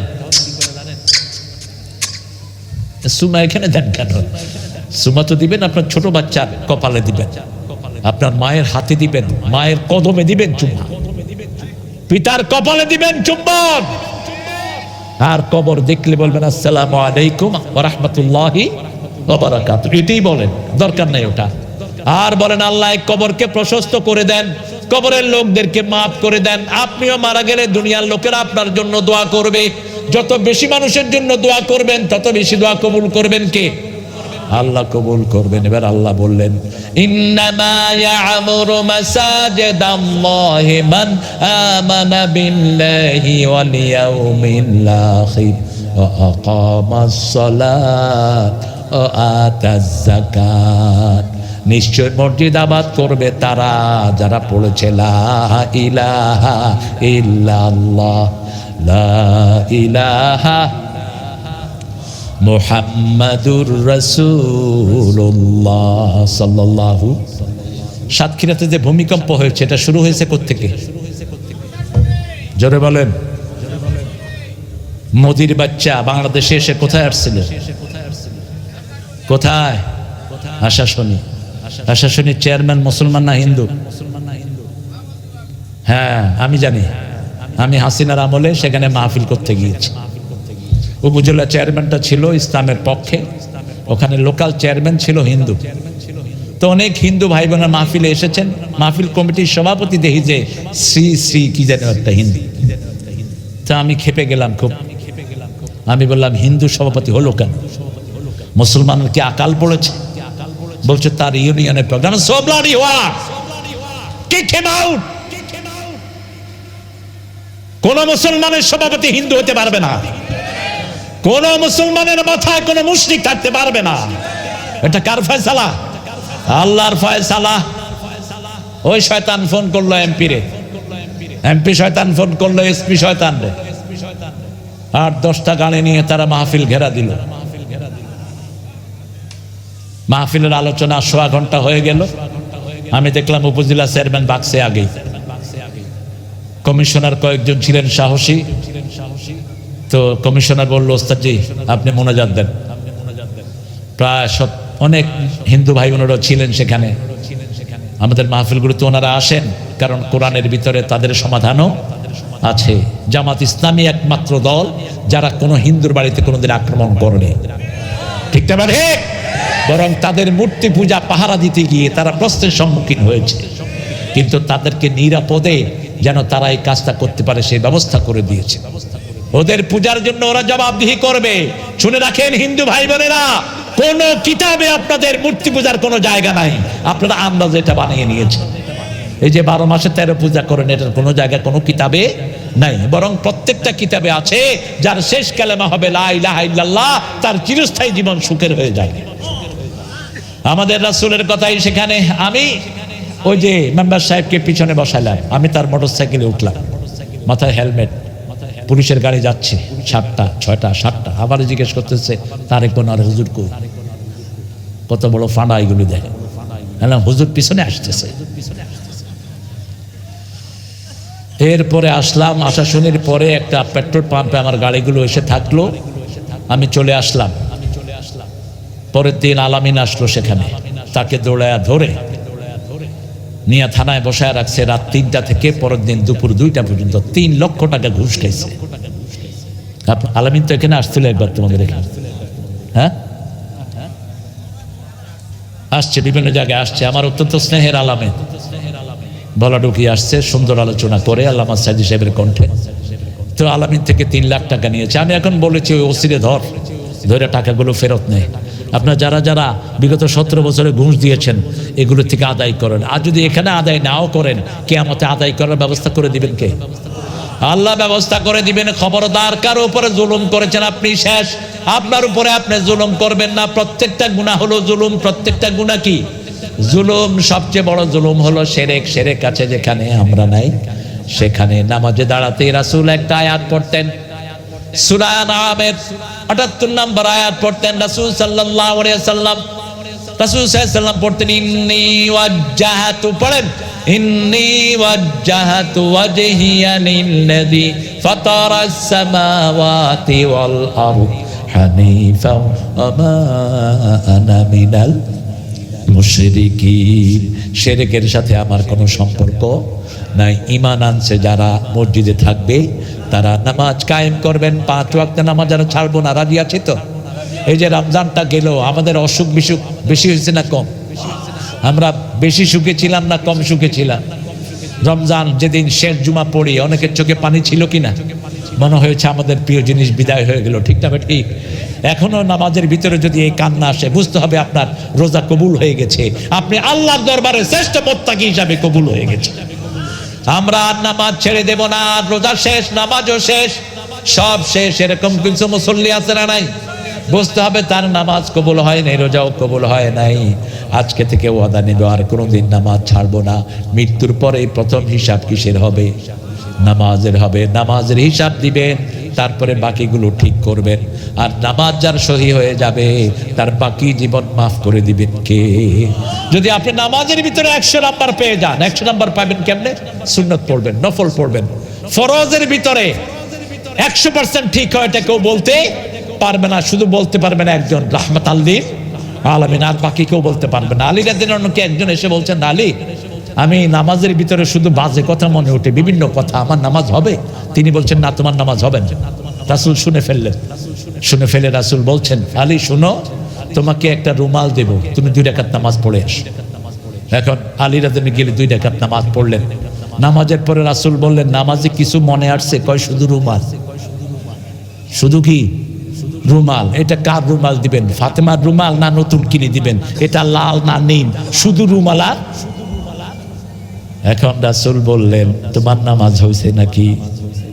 মনের উপরে কারো কোনো দখল নাই, ঠিক তবে ঠিক। মনে আসবে অনেক কিছু, কিন্তু হাত পা নিয়ে যদি নামাজে থাকেন, মনের চাহগুলোকে বাদ দিয়ে আপনার নামাজ কবুল করে নিবেন কে? আল্লাহ কবুল করে নিবেন। এজন্য সূরা কাফের ভিতরে আল্লাহ বলছেন, ইন্না ফি যালিকা লাযিকরা লিমান কানা লাহু কলব আও আলকা সামআ ওয়া হুয়া শাহীদ। ইন্না ফি যালিকা লাযিকরা, তাদের জন্য উপদেশ, তাদের জন্য স্মরণিকা আছে কোরআনের ভিতরে। কাদের জন্য? যারা কোরআনের কাছে নিজের কানকে ফেলায় রাখে, মনকে ফেলায় রাখে, নিজের বাহিরের অঙ্গগুলো ফেলে রাখে, চোখ দিয়ে বসে থাকে, কোরআন দেখতে থাকে। মনের ভিতরে যাই হোক, একটা না একটা সময় মনকে হাজির করে দিবেন কে? আমরা যখন শরীর নিয়ে নামাজে থাকবো, আমাদের মনগুলোকে হাজির করে দিবেন কে? এই জন্য আল্লাহ বলছেন, আন সলাতিহিম সাহুন, ফি সলাতিহিম সাহুন বললে কারো নামাজ হতো না, শুধু রাসূল ছাড়া কারো নামাজ হতো না, সবাই ধরা পড়তো। আল্লাহ বলেন, আন সলাতিহিম সাহুন, নামাজের ব্যাপারে উদাসীন। উদাসীন কি? নামাজ ফজরের আযান দেয় সূর্য ওঠার আগে, অনেকেই সূর্য ওঠার পরে নামাজ পড়ে, আবার নামাজের আযান শুনে কিন্তু নামাজে যায় না, একদম শেষ পর্যায়ে গিয়ে টুকুর টুকুর করে 2 রাকাত সিজদা দেয়। এরকম আছে না নাই? এটা গুনাহ, এটা কবিরা গুনাহ, এদের নামাজ হবে না। বরং যখনই আযান শুনবেন, রাসূল যখন অবসর থাকতেন সাহাবায়ে কেরামকে নিয়ে গল্প করতেন, সাহাবায়ে কেরাম হাসলে উনি হাসতেন, সাহাবায়ে কেরাম ব্যথিত হলে উনি ব্যথিত হতেন। কিন্তু যখনই আযান শুনতেন, রাসূল মনে হতো আর কাউকে চিনেন না, রাসূল চলে যেতেন কোন দিকে? মসজিদের দিকে চলে যেতেন। আমরা এটা করব, রাজি আছি তো? রাসূলকে জিজ্ঞেস করা হলো, সবচেয়ে শ্রেষ্ঠ কাজ কি? সবচেয়ে আল্লাহর প্রিয় কাজ কি? অনেক হাদিসে রাসূল বলছেন, as-সালাতু আলা ওয়াক্তিহা, সবচেয়ে শ্রেষ্ঠ কাজ হলো ওয়াক্ত মতো নামাজ আদায় করা। 2 নম্বরে কি বললেন? বিররুল ওয়ালিদাইন, পিতামাতার খেদমত করা। তিন নম্বরে কি? আল জিহাদ ফি সাবিলিল্লাহ, আল্লাহর রাস্তায় জিহাদ করা। তার মানে হলো পিতামাতার খেদমত করা আল্লাহর কাজের পরেই, ঠিক না ঠিক? সে আল্লাহ রাব্বুল আলামিন বলছেন, ইন্নামা ইয়ামুরু মাসাজিদাল্লাহি মান আমানা বিল্লাহি ওয়াল ইয়াউমিল আখির, যারা আখিরাতের প্রতি ঈমান আনে তারা সবার আগে মসজিদে চলে যায়। ওয়া আতাজ যাকাত, তারা যাকাতের সিস্টেম করবে, যাকাত দিবে মানুষকে। যাকাতের অর্থ ব্যবস্থা আজকে বাংলাদেশে নাই। যদি আপনাদের এই কলারওয়াতে যারা পয়সালা এরা যদি হিসাব করে যাকাত দিত, কোনো গরিব থাকতো না, ঠিক না ঠিক? যাকাত কত বলেন? 5 বলেন, 5, 10, 20, 25, 30, এই হলো যাকাত। 5 কি? রাসূল বলছেন কোথাও যদি কোনো খনিজ পদার্থ পাওয়া যায়, যেমন তেলের খনি পাওয়া গেছে, গ্যাসের খনি পাওয়া গেছে, কয়লার খনি পাওয়া গেছে বাংলাদেশে, এই খনির আশেপাশের লোকদেরকে খনির 5 ভাগের 1 ভাগ টাকা তাদেরকে দিতে হবে। আপনারা চিন্তা করেন তো, আমাদের সমস্ত এলাকায় উত্তরবঙ্গে কয়লার খনি পাওয়া গেছে, এত উন্নত মানের কয়লা দুনিয়ার কোনো দেশে নাই। একটা কয়লা নিচের থেকে উঠালেই, শোধন করতে হয় না, উঠালেই এক ট্রাকের দাম হলো 8 লাখ টাকা। এরকম দৈনিক হাজার হাজার ট্রাক উঠতেছে, কিন্তু কোন গরিবকে একটা টাকাও দেয়া হয় না।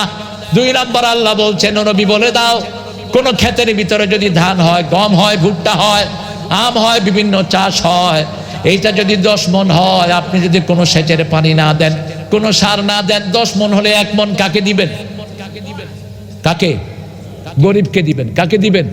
গরিবকে দিবেন। গরিবের মধ্যে প্রথম টার্গেট করবেন আপনার আপন ভাই। মনে রাখবেন, ওয়াতাল মাল আলা হুব্বিহি যাবিল কুরবা, 177 নম্বর আয়াত সূরা বাকারা। আপনি আল্লাহর ভালোবাসায় প্রথম নিকটাত্মীয়কে দিবেন। যেহেতু রাষ্ট্রীয়ভাবে আমাদের যাকাতের কোনো ব্যবস্থা নাই, তার এক ধর্মমন্ত্রী একটারে করেছে, এটা গায়ও না, বলদও না, এটা কিচ্ছু বুঝেও না। যাকাতের মন্ত্রণালয় গঠন করো, সবচেয়ে বেশি টাকা উঠবে, ঠিক না ঠিক? আমাদের দেশে এক পয়সালার যাকাত আসে 10 কোটি 15 কোটি। এরা করে কি? 10 লাখ টাকা লুঙ্গি শাড়ি কিনা মানুষের বিলি করে দেয়। আবার লুঙ্গি শাড়ি আনতে গিয়ে পায়ের তলায় পড়ে মানুষ মারাও যায়। এটা জায়েজ নাই, খবরদার। আপনি আগে টার্গেট করবেন আপনার নিকটাত্মীয়কে। যেমন আপনার ভাই গরিব, আপনার বোন গরিব, আপনার ভাগ্নি গরিব, আপনার খালাতো ভাই গরিব, আপনার চাচা গরিব, আপনি গোপনে নিয়ে তার হাতে যাকাতের টাকাটা দিয়ে দেন। টাকা দেওয়ার সময় আবার কয় না, ধরেন যাকাত দিচ্ছে, হে কবে তোর যাকাত তুই কে? কারণ তিনি তো আত্মমর্যাদা বোধ আছে, আপনার রক্ত তো, আপনি তাকে ইনফিনিটিতে ভুগতে পারবেন না, তাকে আপনি নিচু মনে করবেন না। আপনি গোপনে বলেন যে ভাই এই টাকাটা আপনি রাখেন, এই ছাগলটা আপনি রাখেন, এই গরুটা আপনি রাখেন, এই 10 মণ, এই 1 মণ চাউল আপনি রাখেন, আপনি তাকে গোপনে দিয়ে আসবেন। এরপরে যদি আপনি সেচের পানি দেন, তাহলে 20 মণে কয় মণ? 1 মণ। আর আপনার যদি 25টা পড়ে গেছে না, হোক, পড়ে যাক। সাতক্ষীরা আসছি, আমার বাড়ির লোক সব। আমি একসময় খুব থাকতাম আপনাদের সাতক্ষীরা, অনেক দিন। তুফান কোম্পানির একটা আলোচনা যে কত ভাইরাল হয়েছে, আপনারা সেটা দেখে থাকবেন। এই তুফান কোম্পানি একটা আয়োজন করতো সাতক্ষীরা মেইন রোডের উপরেই, রোডের সাইডে অনেক বড় একটা আয়োজন করতো। আর এখানে তো এখনো আসি ফুটবল ফিল্ডে, আপনার কলারোয়া। 5 বছর আমাদের দেশে থাকতে দেয়নি আপনাদের এই হাসিনা। আমি কিয়ামতে তারা আসামি বানাবো। 5 বছর আমি ইংল্যান্ড আমেরিকাতে ছিলাম, দেশে আসতে পারিনি 5 বছর। তো মিজানের তো ও তো ভাগছে এমনি, ওর কোনো কেস নাই, ওর কোনো মামলা নাই, কখনো হয়নি। কিন্তু আমার বিরুদ্ধে 14টা মামলা ছিল, রাষ্ট্রদ্রোহ মামলা ছিল, বিভিন্ন মামলা ছিল, কিন্তু আল্লাহ সব সমাধান করে দিয়েছেন।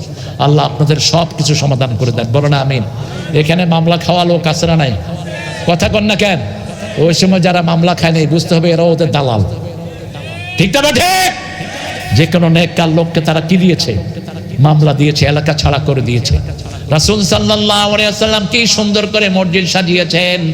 মসজিদে ওই সময় মসজিদ ছিল কাঁচা, মুসল্লি ছিল পাকা। আর এখন মসজিদ পাকা, মুসল্লি কাঁচা। সব মুসল্লিরা জান্নাতের সুসংবাদ পেতেন, আর আমাদের মধ্যে এখন মুসল্লিরা, রাসূল বলছেন একটা সময় আসবে মসজিদ ভর্তি থাকবে মুসল্লি, কিন্তু একজনও মুমিন না।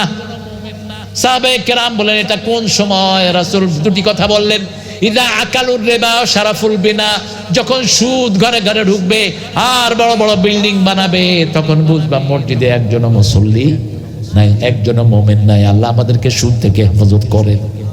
কোনো সুদ খাবো না, রাজি আছি তো? কোনো সুদের সাথে কোনো ব্যবসা করব, কোনো বাণিজ্য করব না। 25টা যদি ছাগল আপনার থাকে, কয়টা? 25টা। আপনি ছাগলের কোনো খাবার কিনলেন না, সকালবেলা বের করে দেন, এরা বাহিরে খেয়ে ঘরে চলে আসে।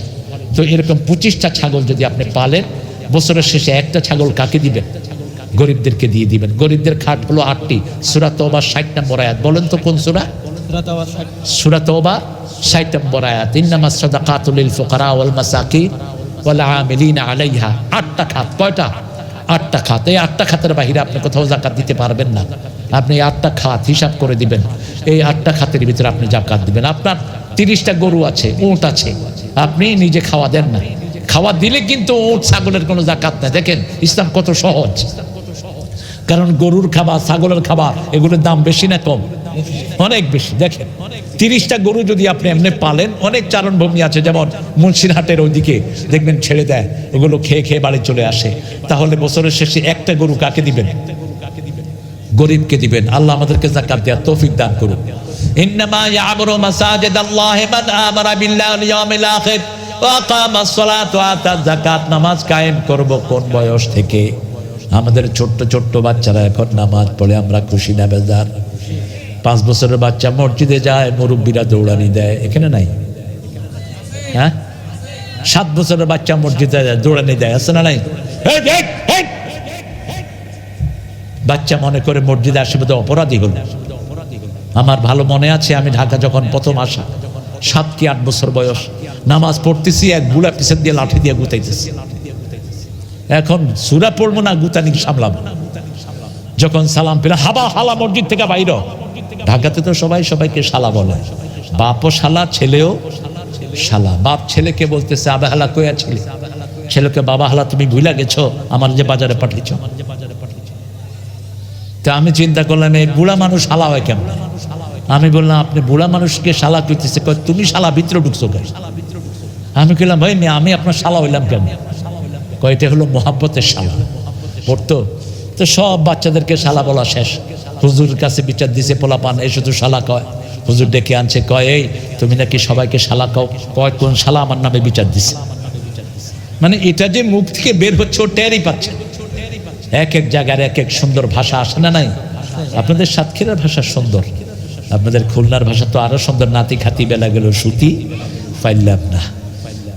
বিভিন্ন জায়গার আঞ্চলিক টোনগুলো আছে, এগুলো আল্লাহ দিয়েছেন। তাআরাফু সূরা হিজরের ভিতরে, হুজরাতের ভিতরে আল্লাহ বলছেন যাতে করে একজন আরেকজনকে চিনতে পারো। কিন্তু ভাষা জানার কারণে কোনো মর্যাদা নাই। তাকওয়া যার যত বেশি, আল্লাহর কাছে তার মর্যাদা তত। 5 ওয়াক্ত নামাজ যদি আমরা মসজিদে পড়ি, আমাদের সব বিপদ মুসিবত দূর করে দিবেন কে? আমাদের ছেলেগুলোকে চরিত্রবান বানিয়ে দিবেন কে? সূরা আনকাবুতে আল্লাহ বলছেন আতলু মা উহিয়া ইলাইক ওয়া আকিমিস সালাত ইন্নাস সালাতা তানহা আনিল ফাহশাই ওয়াল মুনকার ওয়া লাযিকরুল্লাহি আকবার আল্লাহু ইয়ালামু মা তাসনাউন। আল্লাহ বলছেন যা কিতাব দিয়েছি এটা তেলাওয়াত করো, নামাজ কায়েম করো, 5 ওয়াক্ত নামাজ।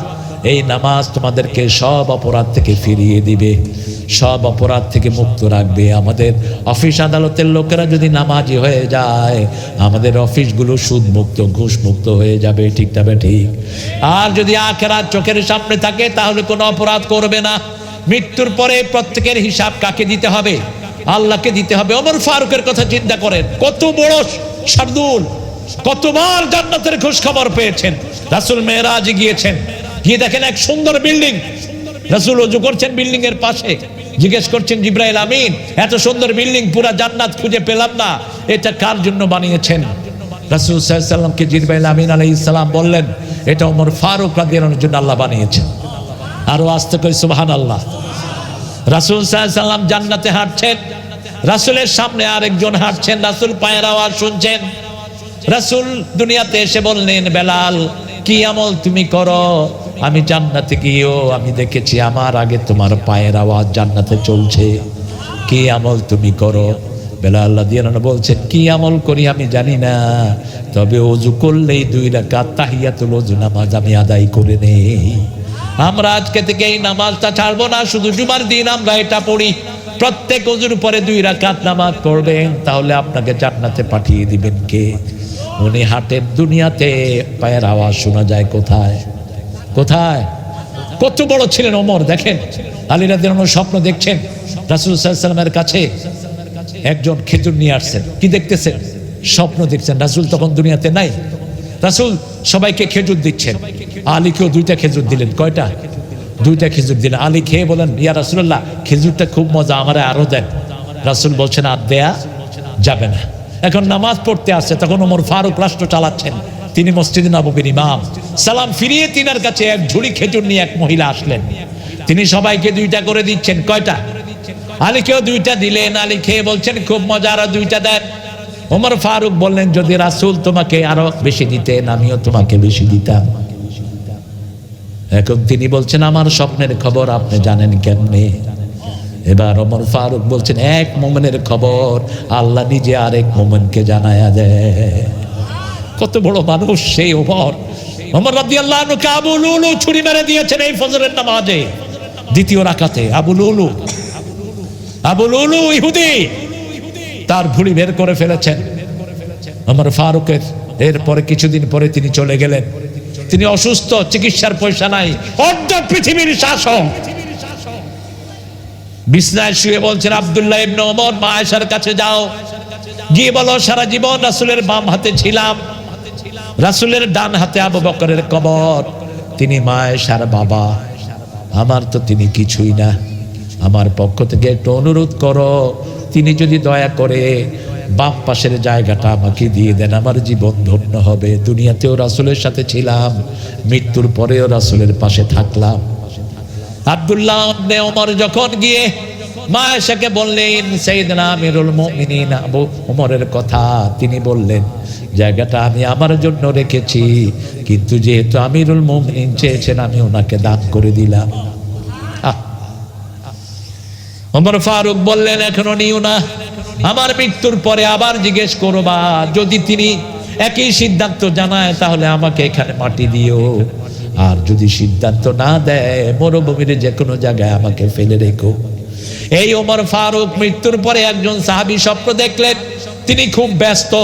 জিজ্ঞেস করলেন, ওমর, এতবার জান্নাতের সুসংবাদ পেয়েছেন, এত ব্যস্ত কেন আপনি? বলছি, আমি এখনো দুনিয়ার হিসাব আল্লাহকে বুঝে দিতে পারি নাই। কি হিসাব নিয়ে আপনারা যাবেন? এক একজন এমপি হয়েছেন, চেয়ারম্যান হয়েছেন, মন্ত্রী হয়েছেন, হিসাব দেওয়ার জন্য তৈরি থাকো। হিসাব দিতে দিতে যান শেষ হয়ে যাবে। যদি হিসাব সঠিকভাবে বুঝিয়ে দিতে পারো, এই এমপিগিরি করে তোমাকে জান্নাতের মালিক আল্লাহ বানিয়ে দিবেন। ঠিক না ঠিক? ওমর ফারুককে যখন তিনি জান্নাতের সুসংবাদ পেলেন, রাসূল 10 জনকে বললেন জান্নাতি। 10 জন কয়জন? রাসূলের বিবিরাও জান্নাতি। শুধু 10 জন না, জান্নাতের সংখ্যা আরো অনেক বেশি। কিন্তু আমরা মশহুর হলো আশারায়ে মুবাশশারা, মশহুর হলো 10 জন জান্নাতের সুসংবাদ প্রাপ্ত। কিন্তু রাসূলের সব বিবিরা কোথায় যাবে? জান্নাতে যাবে। হাসান হুসাইন কোথাকার মালিক? জান্নাতের মালিক। ওমর ফারুক যখন জান্নাতের খবর শুনলেন, ফজরের সময় বসে বলছেন, ইয়া রাসূলুল্লাহ, আমি তো জান্নাতের খবর পেয়ে গেছি, আর নামাজ পড়বো না। রাসূল মুস্কি হেসে দিলেন, বলছে, ঠিক আছে ওমর, তুমি যদি চাও না পড়ে থাকতে পারো, না পড়ে থেকো। এই সাদা প্যান্ট, কই যাও? চলে যাচ্ছ কেন? হ্যাঁ, গজল চলবে? আচ্ছা, চলবে ইনশাআল্লাহ। মসজিদের পাশে আমার, বলে, কবর দিও ভাই, যেন করে হতেও মুয়াজ্জিনের আযান শুনতে পাই। কোন কবি? কোন কবি? আমার গোরের পাশে দিয়ে ভাই নামাজিরা যাবে, পবিত্র সেই পায়ের ধ্বনি এ বান্দা শুনতে পাবে। গোর আযাব থেকে গুনাহগার পাইবে রেহাই, মসজিদের পাশে আমার। কোনো আওয়াজ নাই, আর একটু আওয়াজ চাই। কত দরবেশ আল্লাহর ভক্ত নবীজির উম্মত এই মসজিদে করে রে ভাই কোরআন তেলাওয়াত। আমি তাদের সাথে কেঁদে কেঁদে আল্লাহর নাম জপতে চাই, আল্লাহর নাম জপতে চাই। মসজিদেরই পাশে আমার কবর দিও ভাই। যখন আজান হলো জোহরে, বেলাল আজান দিচ্ছেন, আল্লাহু আকবার আল্লাহু আকবার আশহাদু আল্লা ইলাহা ইল্লাল্লাহ। আজানের সাথে 5টা সুন্নত জড়িত। কয়টা? আমরা কয়টা জানি বলেন? 5টা সুন্নত। প্রথম সুন্নত হলো বুখারী মুসলিমের হাদিস, মুয়াজ্জিন যা বলে তোমরাও তা বলো। কিন্তু আমরা আশহাদু আন্না মুহাম্মাদুর রাসূলুল্লাহ শুনলে আমরা কি বলি? না, আজান শেষে এটা বলবেন। আজান শেষে বলবেন আল্লাহুম্মা সাল্লি আলা মুহাম্মদ, আর আগে মুয়াজ্জিন যা বলে তা আপনি বলবেন। এরপরে বলবেন লা হাওলা ওয়ালা কুওয়াতা ইল্লা বিল্লাহ 2 নাম্বার। 3 নাম্বার দোয়াটা পড়বেন আল্লাহুম্মা রাব্বা হাযিহি দাওয়াতি তাম্মা ওয়াস সালাতিল কাইমাতি মুহাম্মাদিন ওয়াসিলা ওয়াল ফাদিলা ওয়াদ দারাজাতার রাফিআ। প্রথম আজান শুনবেন, মুয়াজ্জিন যা বলে তা বলবেন 2 নাম্বার। 3 নাম্বার দুরূদ পড়বেন। 4 নাম্বার এই দোয়াটা পড়বেন। কোন দোয়া? আল্লাহুম্মা রাব্বা হাযিহি দাওয়াতি তাম্মা। এরপরে 5 নম্বরে পড়বেন রাদিতু বিল্লাহি রাব্বাও ওয়া বিল ইসলামে দীনাও ওয়া বিমুহাম্মাদিন সাল্লাল্লাহু আলাইহি ওয়াসাল্লাম নবিয়াও ওয়া রাসূলা। এরপরে হাত তুলে যা দোয়া করবেন সব আল্লাহ কবুল করে নেবেন। আজানের সাথে 5টা সুন্নত। কয়টা সুন্নত? 5টা সুন্নত। আর ঘুমের সুন্নত 5টা। ঘুমের সুন্নত কয়টা? 5টা। মসজিদের সুন্নত 5টা। মসজিদের সুন্নত কয়টা? মসজিদের সুন্নত 5টা। যখনই আজান শুনবেন কোন দিকে যাবেন? মসজিদের দিকে যাবেন। রাসূল বললেন যারা ঘরে ওযু করে মসজিদের দিকে এক পা আগায় তাদের সব গুনাহগুলো আল্লাহ মাফ করে দেয়। দ্বিতীয় পা যখন মসজিদের দিকে যায়, মসজিদ তার সামনের দিকে আসে, জান্নাত তার জন্য আল্লাহ সাজায়া দেয়। ডান পা দিয়ে মসজিদে ঢুকবেন আর দোয়া পড়বেন 3 নাম্বার আল্লাহুম্মা ইফতাহ লি আবওয়াবা। ঘরে ওযু করে যাবেন। মসজিদের ওযুর পানির তো কোনো মা বাপ নাই। রাসূল 1 মগে ওযু করতেন, 3 মগে গোসল করতেন। মনে রাখেন, 1 মগে ওযু, 3 মগে গোসল। রাসূল ওযুর শেষ পানিটা খেতেন আর বলতেন এটার ভিতরে বরকত, এটা খেলে রোগ ভালো হয়। ওযুর পানি কখনো মুছবেন না। ওযুর পানি যতক্ষণ শরীরে থাকে, মুসলিম শরীফের হাদিস, আখিরি কাতরিল মা, শেষ ফোঁটাটা যখন ঝরে যায়, শেষ গুনাহটা তখন মাটিতে ঝরে যায়। মা এসে জিজ্ঞেস করছেন ইয়া রাসূলুল্লাহ, কিয়ামতে আপনার উম্মত চিনবেন কেমনে? এটো thousands millions of people will be there, trillions, এত কোটি কোটি উম্মতের ভিতরে how you going to recognise your উম্মাহ? আপনার উম্মতকে আপনি চিনবেন কেমনে? রাসূল বললেন আমার উম্মত ওযু করবে, চিহ্নিত গোনা যেমন 1000 গোনার ভিতরে চিনা যায়, লক্ষ কোটি উম্মতের মধ্যে আমার ওযু করা উম্মতকে আমি চিনে নেব। কিয়ামতের ময়দানে যারা ওযু করবে, ওযুর জায়গাগুলো সূর্যের আলোর চেয়ে বেশি চিকচিকময় হয়ে যাবে। 5 ওয়াক্ত মসজিদে যারা যায়, রাসূল বলে এদেরকে মুমিন বলো। 40 ওয়াক্ত যারা ইমামের সাথে পড়ে, এদের মধ্যে কোনো মুনাফিকি নাই, এরা মুনাফিকি মুক্ত। আমাদের সমাজে এখন মুনাফিক আছে না নাই? মুনাফিকের 4টা গুণ। কয়টা? 4টা। প্রথম, কথা বললে মিথ্যা কথা বলবে। ইদা কাযাবা ইদা হাদাসা কাযাবা, ইদা তুমিনা খানা, ইদা ওয়াদা আখলাফা, ইদা খাসামা ফাজারা। যখন ওয়াদা করে খেলাফ করে। এই 10টা টাকা দাও তো, 50টা টাকা দাও, কালকে সকালে দিচ্ছি। কালকে সকাল আর আসে না, এরকম টাউট আছে না নাই? কথা কর না কেন? ভাই 10,000 টাকা দাও তো, 10,000 টাকা দিল, আর 10 বছরে দেয় না। কয় বেটা টাকার লাগে এত পেট পেট করস কেন? নিচে কয়দিনের কথা কয়? এরকম আল্লাহর ওলি এখানে নাই কেউ। প্রথম মিথ্যা কথা বলে, 2 নম্বর আমানত খেয়ানত করে, ওয়াদা খেলাফ করে, 4 নম্বর যখন মেজাজ খারাপ হয় কি করে? কি করে? অশ্লীল ভাষা ব্যবহার করে। আমাদের এখানে কেউ অশ্লীল ভাষা ব্যবহার করে না। সাতক্ষীরাতে তো কোনো গালিগালাজ আমি শুনিনি। হ্যাঁ, কি কয় কন? হ্যাঁ, চাঁপাইনবাবগঞ্জে একটা গালি আদর করে দেয়, কয় হারামজাদা ভালো আছো। এক হুজুর আরেক বাচ্চার মাথায় হাত বুলাচ্ছে, কয় হারামজাদা তুই ভালো আছো। কি বললেন আপনি? আদর করে কহেছি। ধাপ মিয়া, আদর করে তো আপনার তার পিতা মাতাকে এত বড় ইলজাম দিলেন, কথা উগ্র করেন। মা আয়েশা যখন রাগ করতেন, রাসূল বলতেন আয়েশা যখন তুমি রাগ করো আমি কিন্তু টের পাই। আয়েশা খুশি হয়ে বলছেন আমি কি করি বলেন? রাসূল বলছেন সাল্লাল্লাহু আলাইহি ওয়াসাল্লাম, যখন তুমি রাগ করো বলো ইব্রাহিমের আল্লাহ আমাদের উপর রহম করুক, তখন আমি বুঝি তুমি আমার উপর রাগ। এবার আয়েশা খুশি হয়ে বলেন, আমি খুশি হলে কি বলি? রাসূল সাল্লাল্লাহু আলাইহি সাল্লাম বলছেন, তুমি খুশি হলে বলো মুহাম্মদের আল্লাহ আমাদের উপর রহম করুক, তখন আমি বুঝি তুমি আমার উপর খুশি আছো। কি সুন্দর দেখেন, আরবদের থেকে শিক্ষার আছে অনেক কিছু। যারা আরবে গেছেন ওরা রাগ করলে কিন্তু গালি দেয় না, কি করে? দোয়া করে। যেমন আমি কাবা ঘরে ঢুকতেছি, এক আরবের সাথে ধাক্কা লাগলো, আল্লাহ ইয়ার হাবাক, আল্লাহ তোরে রহম করুক। আমি চিন্তা করলাম ভালোই তো, আরেক ধাক্কা দিয়ে দিচ্ছে, আল্লাহ ইয়া সাল্লামাক, আল্লাহ তোরে নিরাপদে রাখুক। আরেক ধাক্কা দিচ্ছে, আল্লাহ ইয়াহদিক, আল্লাহ তোরে হেদায়েত দিক। লিমা তাদুকুনি, তুই শুধু আমারে ধাক্কাস কেন? আমি কইলাম ধাক্কালি তো তুই দোয়া করস। এবার তিনি বলছেন, কাইসা আসবুল মুমিন, আমি কিভাবে মুমিনকে গালি দিব? মুমিন তো আমার রক্ত, আমার ভাই, কালেমা পড়েছে যে সে আমার ভাই, সে আমার কি? মসজিদে যে গিয়েছে সে আমার কি ভাই, আমি কি আপনি আমার ভাইকে গালি দিব? অনেক কিছু শিখার আছে তাদের কাছে।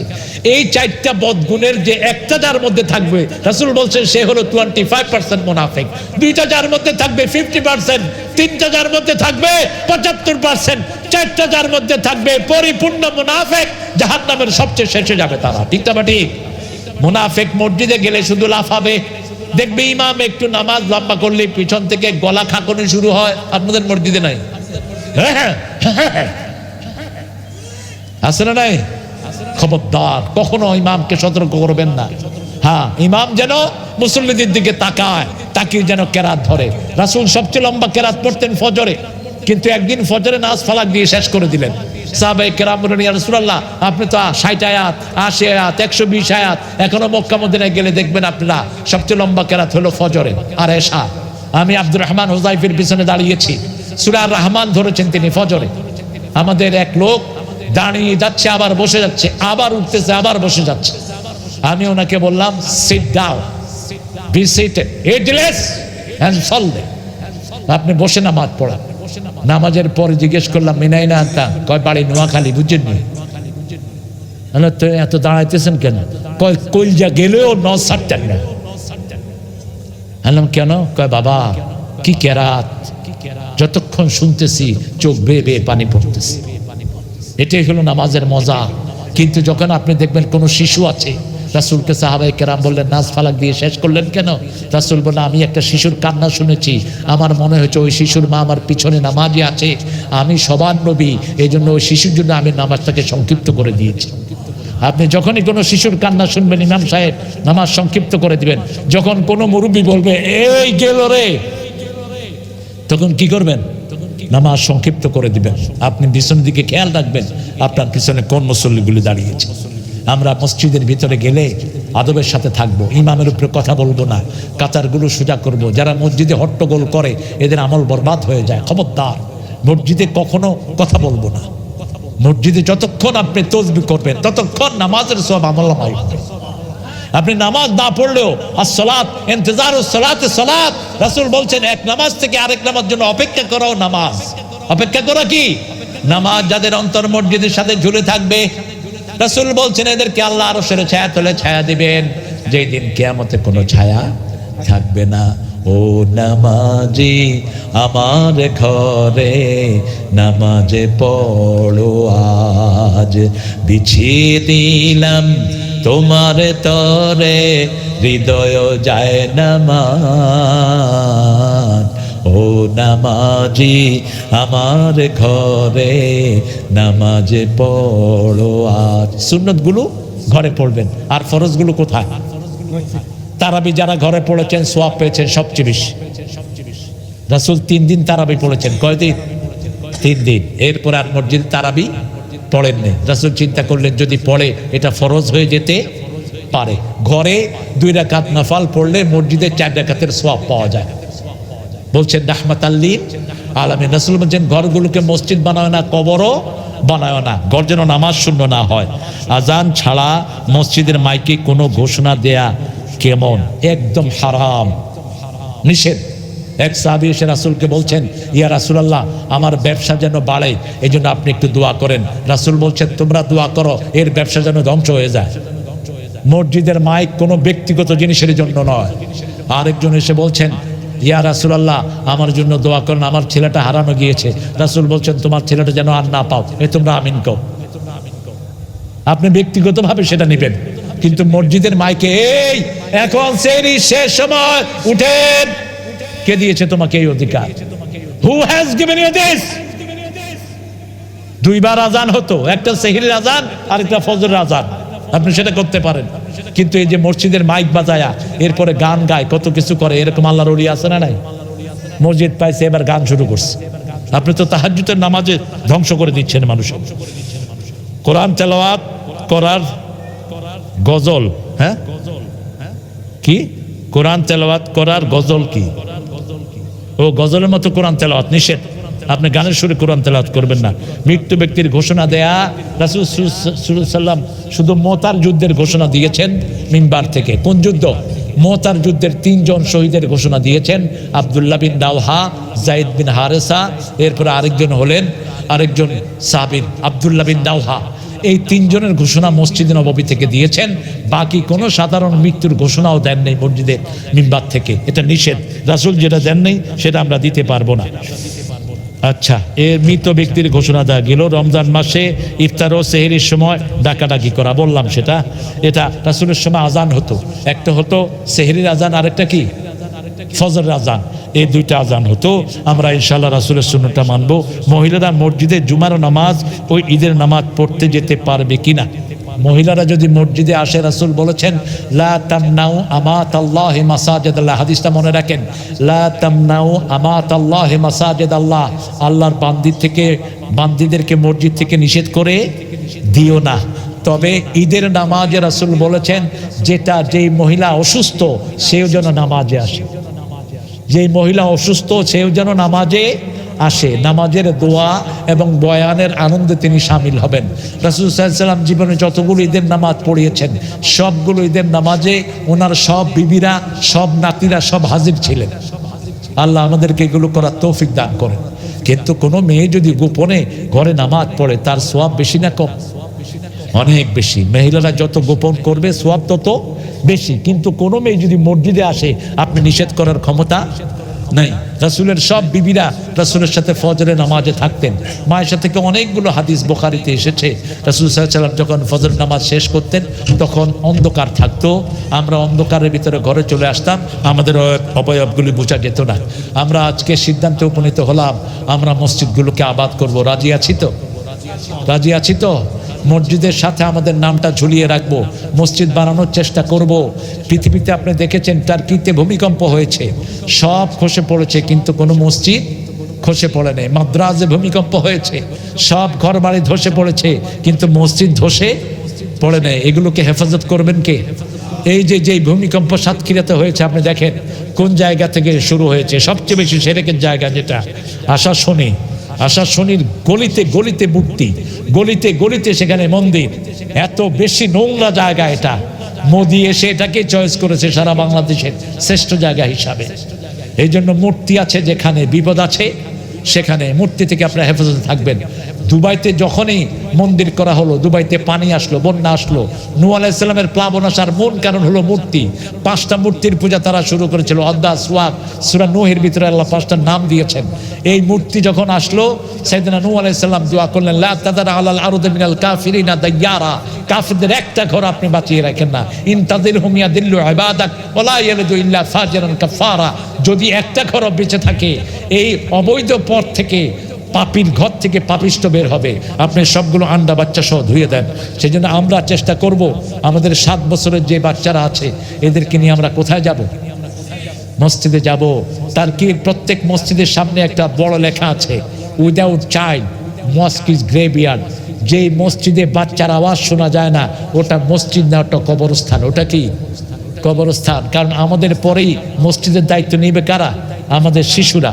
যখন এরা দেখবে এরা শিখবে। ঠিক না ঠিক? আপনি দেখবেন আজকে 10 বছর, পরশু দিনে তো তার 12 বছর হয়ে যাচ্ছে, কিছুদিন পরে তো সে 15 বছর হয়ে যাচ্ছে, 16 বছর হয়ে যাচ্ছে। আপনি একে শিখিয়ে যাবেন সব। রাসূল সাল্লাল্লাহু আলাইহি ওয়াসাল্লাম সালাতের ভিতরে অনেক সময় দেখা গেছে আসরের নামাজ পড়ছেন, ঘরের থেকে ছুটে এসে হুসাইন মাথার উপর বসে আছেন। রাসূল সেজদা লম্বা করে দিলেন। সাহাবায়ে কেরাম বললেন ইয়া রাসূলুল্লাহ এত লম্বা সেজদা দিলেন কেন? আসরতে এত লম্বা সেজদা দেন না। রাসূল সাল্লাল্লাহু আলাইহি ওয়াসাল্লাম বললেন আমার ঘাড়ে হুসাইন বসা ছিল, আমি তাকে কষ্ট দিতে চাইনি, এজন্য সেজদা লম্বা করে দিয়েছি। আর আল্লাহ কোরআনের ভিতরে সূরা নজমে বলেছেন, ওমা ইয়ানতিকু আনিল হাওয়া ইন হুয়া ইল্লা ওয়াহয়ুন ইউহা। নিজের মন থেকে কোনো কাজ, কোনো কথা তিনি বলতেন না। আল্লাহ যা ওই করতেন সেটাই বলতেন, রাহমাতাল লিল আলামিন। মসজিদের পাশে আমার আল্লাহ মসজিদগুলোকে আমাদের হৃদয়ে দিয়ে দেন, জোরে বলেন আমিন। মসজিদকে সবচেয়ে ভালোবাসতেন সব নবীরা, সব নবীরা মসজিদকে ভালোবাসতেন। পৃথিবীর প্রথম ঘর কি বলেন? কাবা। প্রথম ঘর কি? কাবা। এই জন্য সবসময় কাবা মুখী হয়ে বসবেন। কাবার দিকে যারা ছ্যাপ ফালায়, এরকম লোক আছে না নাই? এদের ছ্যাপগুলোকে একত্রিত করে কিয়ামতে আল্লাহ কপালে জমা করে দিবেন। কখনো কাবার দিকে ছ্যাপ ফেলবেন না। রাসূল সাল্লাল্লাহু আলাইহি ওয়াসাল্লাম মসজিদে নববীতে পড়তে এসে দেখে, নামাজ পড়তে দেখে সামনের ওয়ালের ভিতর নাকের হিকিন, নাকের এগুলোকে কি বলেন আপনারা? হ্যাঁ, কি ফুটা? নাকের ফুটা? ফুটা তো না। আল্লাহ, এতদিন আসি এটা শেখার বাকি ছিল। নাকের ফোঁটা, নাকের ফোঁটা ফেললেন রাসূল। দেখেন কত বড় মানুষ, তারপরে ওইগুলো নিজ হাতে পরিষ্কার করলেন। আমরা যারা মসজিদে যাই বসে থাকি, ওই খাদেম কই, মসজিদ অপরিষ্কার কেন, তুমি খেদমত করো। মসজিদের খাদেম ছিলেন ইব্রাহিম আলাইহিস সালাম, মসজিদের খাদেম ছিলেন ইসমাঈল আলাইহিস সালাম। আল্লাহ বললেন, তহের বাইতি আলি তায়ফিনা ওয়াল আকিফিনা ওয়ার রুকআই সুজুদ। মসজিদ তোমরা দুই বাপ ছেলে মিলে পুনর্নির্মাণ করেছো, এখন এগুলোকে তোয়াফকারী রুকুকারীর জন্য তোমরা পরিষ্কার করে দাও। আমাদের নজরুল দোয়া করেছেন, শোনো শোনো ইয়া ইলাহি আমারি মুনাজাত, শোনো আমার মুনাজাত। মসজিদের ঝাড়ু বারদার ও কামারে হাত, শোনো আমার মুনাজাত। বলেন আমিন। মসজিদে গিয়ে আগে ঝাড়ু দিবেন, যত লোক নামাজ পড়বে সবার সওয়াব আল্লাহ আপনাকে দান করে দিবেন। সাইয়েদনা ইব্রাহিম আলাইহিস সালাম, ইসমাঈল আলাইহিস সালাম রাহমাতুল লিল আলামিনের সওয়াব আপনার আমলনামায় উঠবে। এই জন্য এই মসজিদের সাথে আমাদের নাম জড়িয়ে রাখবো। এই মসজিদগুলো কিয়ামতে আমাদের জন্য সুপারিশগার হয়ে যাবে, সাক্ষী হয়ে যাবে। আর সেজদা দিবেন প্রতি 2 রাকাত বদলি বদলি সেজদা দিবেন। যেমন নামাজে 4 রাকাত পড়লেন এক জায়গায়, পরের গুলো অন্য জায়গায় পড়েন। রাসূল জায়গা চেঞ্জ করে সেজদা দিতেন। রাসূল বলতেন, যত জায়গায় সেজদা দিবেন কিয়ামতের ময়দানে এই সেজদার জায়গাগুলো আপনার জন্য সাক্ষী হয়ে যাবে। আজকে যারা এই মাহফিলে এসে বসেছেন, এই জায়গাটাও কিয়ামতের দিন সাক্ষী হয়ে যাবে। আগামী বছর আসা পর্যন্ত এই জায়গাটা আপনার জন্য আল্লাহর দরবারে কাঁদবে, আল্লাহ আমার এখানে বসে যারা কোরআনের কথা শুনেছে, মসজিদের কথা শুনেছে, এই মুসল্লিগুলো কোথায়? ফামা বাকাত আলাইহিমুস সামাওয়াত ওয়াল আরদ। আল্লাহ রাব্বুল আলামিন বলেছেন, যারা কোরআনের মাহফিলে আসে না, কোরআন শুনে না, এদের জন্য আকাশও কাঁদে না, জমিনও কাঁদে না। আর আপনাদের জন্য আকাশও কাঁদবে, জমিনও কাঁদবে। এই জমিনটা কাঁদবে 1 বছর, আর এটার মাথার উপর দিয়ে সোয়াব উঠেছে, এই জায়গাটা আপনাদের জন্য 1 বছর কাঁদবে। সূরা যুখরাফের ভিতরে আল্লাহ এই আয়াতটা তুলে দিয়েছেন। এই জন্য কোরআন হাদিস যেখানে আমরা থাকবো সেখানে, ইসলাম আছে যেখানে আমরা থাকবো সেখানে, অল্প দিনের পৃথিবী। আমরা 5 ওয়াক্ত নামাজ কোথায় পড়বো? মসজিদে পড়বো। মসজিদকে সব সময় হৃদয়ে জায়গা দেব। ঘরকে সুন্দর না করে মসজিদকে সুন্দর করব। ঘর তো আপনার হিসাব আল্লাহকে দিতে হবে, কিন্তু মসজিদ যদি আপনি সুন্দর করেন, আপনার আখিরাত সুন্দর করে দিবেন কে? সাতক্ষীরার রক্তের উপরেই সারা দেশে জামাত ইসলামীর বিজয় এসেছে। রক্ত ঝরে যেখানে বিজয় আসে সেখানে। রক্ত কথা বলে। সূরা বনী ইসরাঈলের 33 নম্বর আয়াত বলবো আজকে আমরা ইনশাআল্লাহ। আপনারা খুশি না বেজার? দুরুদ পড়ার হাল দেখিতে বোঝা গেল না খুশি। একটু জোরে বলেন তো আল্লাহু আকবার। সাউন্ডই নাই। আবার বলেন আল্লাহু আকবার। এটাই সবচেয়ে বড় অস্ত্র আমাদের, এর চেয়ে বড় কোনো অস্ত্র নেই। আমরা ইনশাআল্লাহ আলহামদুলিল্লাহ উপরে থাকবো তো ইনশাআল্লাহ। কোরআন শরীফের প্রথম শব্দ কি? আলহামদুলিল্লাহ। সূরা আনআমের প্রথম শব্দ কি? আলহামদুলিল্লাহ। সূরা কাহাফের প্রথম শব্দ আলহামদুলিল্লাহ। সূরা সাবার প্রথম শব্দ, সূরা ফাতিরের প্রথম শব্দ আলহামদুলিল্লাহ। কিয়ামতে ওজন যখন করা হবে, পাল্লার প্রথম শব্দ কি? জান্নাতে ঢুকার প্রথম শব্দ আলহামদুলিল্লাহ। রাসূল বলছেন যারা আলহামদুলিল্লাহ বেশি পড়বে সবার আগে তারা জান্নাতি হয়ে যাবে। জান্নাতে যেতে চান তো? দেখি কারা কারা চান না।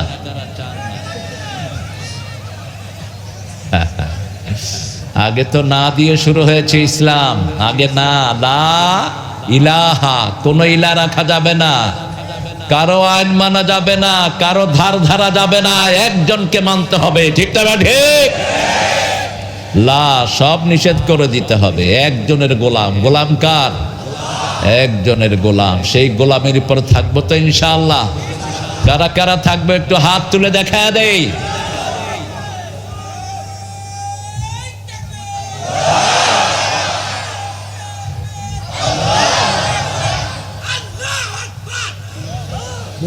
আল্লাহ কবুল করুক। তুমি একটু শেষে পড়ে গেছো, সাথে থাকবা না? ঠিক আছে, অসুবিধা নাই। আল্লাহর নামে নিয়েছে আমরা। আল্লাহ তিনটা প্রশংসা করে সামনের দিকে যাব ইনশাআল্লাহ। আজকের তাফসীরটা হবে শুধু মসজিদ কেন্দ্রিক। কি কেন্দ্রিক হবে? মসজিদ কেন্দ্রিক। মসজিদ ছিল যুদ্ধের জায়গা, মসজিদ ছিল অস্ত্র রাখার জায়গা। আমরা এটাকে বানিয়েছি তসবিহ আর পাগড়ি রাখার জায়গা। মেহরাব মানে হলো যেখানে যুদ্ধের সরঞ্জাম রাখা হয়। কি রাখা হয়? হরবন থেকে মেহরাব। হরবন মানে যুদ্ধ, যুদ্ধের সামগ্রী যেখানে রাখা হয় সেটার নাম কি? মেহরাব। ইমাম যেখানে দাঁড়ায় এটার নাম কি? মেহরাব। আমরা ইনশাআল্লাহ এখন আল্লাহর প্রশংসা করব, একটা তসবিহ করব যেটা করলে আরশ পর্যন্ত সবগুলো রহমতের দুয়ার আল্লাহ খুলে দিবেন। পড়েন আল্লাহু আকবার কবীরা, আলহামদুলিল্লাহি কাসীরা, সুবহানাল্লাহি বুকরাতান ওয়া আসীলা। 2 নম্বর দোয়াটি রাসূল পড়তেন দৈনিক 8 বার। একবার পড়বেন, কিয়ামত পর্যন্ত ফেরেশতারা সওয়াব লিখতে থাকবে। সুবহানাল্লাহ। বেশি জোরে হলো না? আব্বু এভাবে করবা না, হ্যাঁ? ভালো ছেলে। পাগল সবখানেই থাকে। রাসূলের মসজিদেও পাগল ছিল, সমস্যা নাই। পাগলের ওষুধও আছে কোরআন শরীফে। রাসূল সাল্লাল্লাহু আলাইহি ওয়াসাল্লাম মা জুয়াইরিয়া থেকে হাদিসটা পেয়েছেন। জুয়াইরিয়াকে তিনি পরামর্শ দিয়েছেন। জুয়াইরিয়া আমাদেরকে শুনিয়েছেন রাদিয়াল্লাহু আনহা। এই দোয়াটা আমরাও পড়ার চেষ্টা করব। পড়েন সুবহানাল্লাহি ওয়া বিহামদিহি আদাদা খালকিহি ওয়া রিদা নাফসিহি ওয়া জিনাতা আরশিহি ওয়া মিদাদা কালিমাতিহি। এবার একটা দোয়া সাধারণ একজন সাহাবী পড়েছেন। সাধারণ বলতে বুঝাচ্ছি তিনার নামও কেউ জানে না, এত সাধারণ ছিলেন। সাডেনলি হি স্টুড আপ। মসজিদে নববীতে রাসূল তাফসীর করছেন, তিনি দাঁড়িয়ে হঠাৎ করে পড়লেন লাকাল হাম। পড়েন লাকাল হাম ইয়া রাব কামা ইয়ানবাগি লিজালালি ওয়াজহিক ওয়া আযীমি সুলতানিক। সাথে সাথে জিবরাইল আমিন রাসূলের কাছে আসলেন, এসে বললেন আপনার এই সাহাবী এমন এক দোয়া করেছে ফেরেশতার কলম বন্ধ হয়ে গেছে। এটার সওয়াব ফেরেশতা কি লিখবে? ফেরেশতা খেই হারিয়ে ফেলেছেন। আল্লাহকে বলেছেন মা আকতুবু ইয়া রাব আলা হাদা, O Lord what should I write against this prayer. আমি এই দোয়ার ফজিলত কি লিখব? গোলাম দোয়া করেছে, আল্লাহ আপনার ক্ষমতা যত বড় আপনার প্রশংসাও তত বড়, আপনার সাম্রাজ্য যত বড় প্রশংসাও তত। আল্লাহর ক্ষমতার কোনো শেষ নাই। এই সাতক্ষীরার বহু পরিবার 7 বছর না 17 বছর বাড়ি থাকতে পারে নাই। এই সাতক্ষীরার বহু বাড়ি বুলডোজার দিয়ে ভেঙে দেওয়া হয়েছে। এই সাতক্ষীরার বহু ছেলের সাথে আমার দেখা হয়েছে ইংল্যান্ডে। বললাম কি খবর? কয় 4 বছর আজকে ছেলে মেয়েকে দেখি না। 4 বছর, 5 বছর, 7 বছর। ঢাকাতে একজন আছে 13 বছর, এখন এসে সে এখানে ব্যবসা বাণিজ্য দিয়েছে। কেন বাড়ি ছাড়া করেছো? তুমি যদি কাউকে বাড়ি ছাড়া করো, তোমাকে বাড়ি ছাড়া করবেন কে? আল্লাহর বিচার বড় সূক্ষ্ম বিচার। ঠিক না ঠিক? কি কঠিন ক্ষমতার মালিক তিনি, আমরা চিন্তাও করতে পারি না। সেজন্য আল্লাহ বলছেন উক্তুব কামা ক্বালা আব্দি, লিখে রাখো যেভাবে বান্দা বলেছে, আমি নিজ হাতে বান্দাকে পুরস্কার দিয়ে দেব। নিজ হাতে কোন ইবাদতের পুরস্কার দিবেন বলেন তো?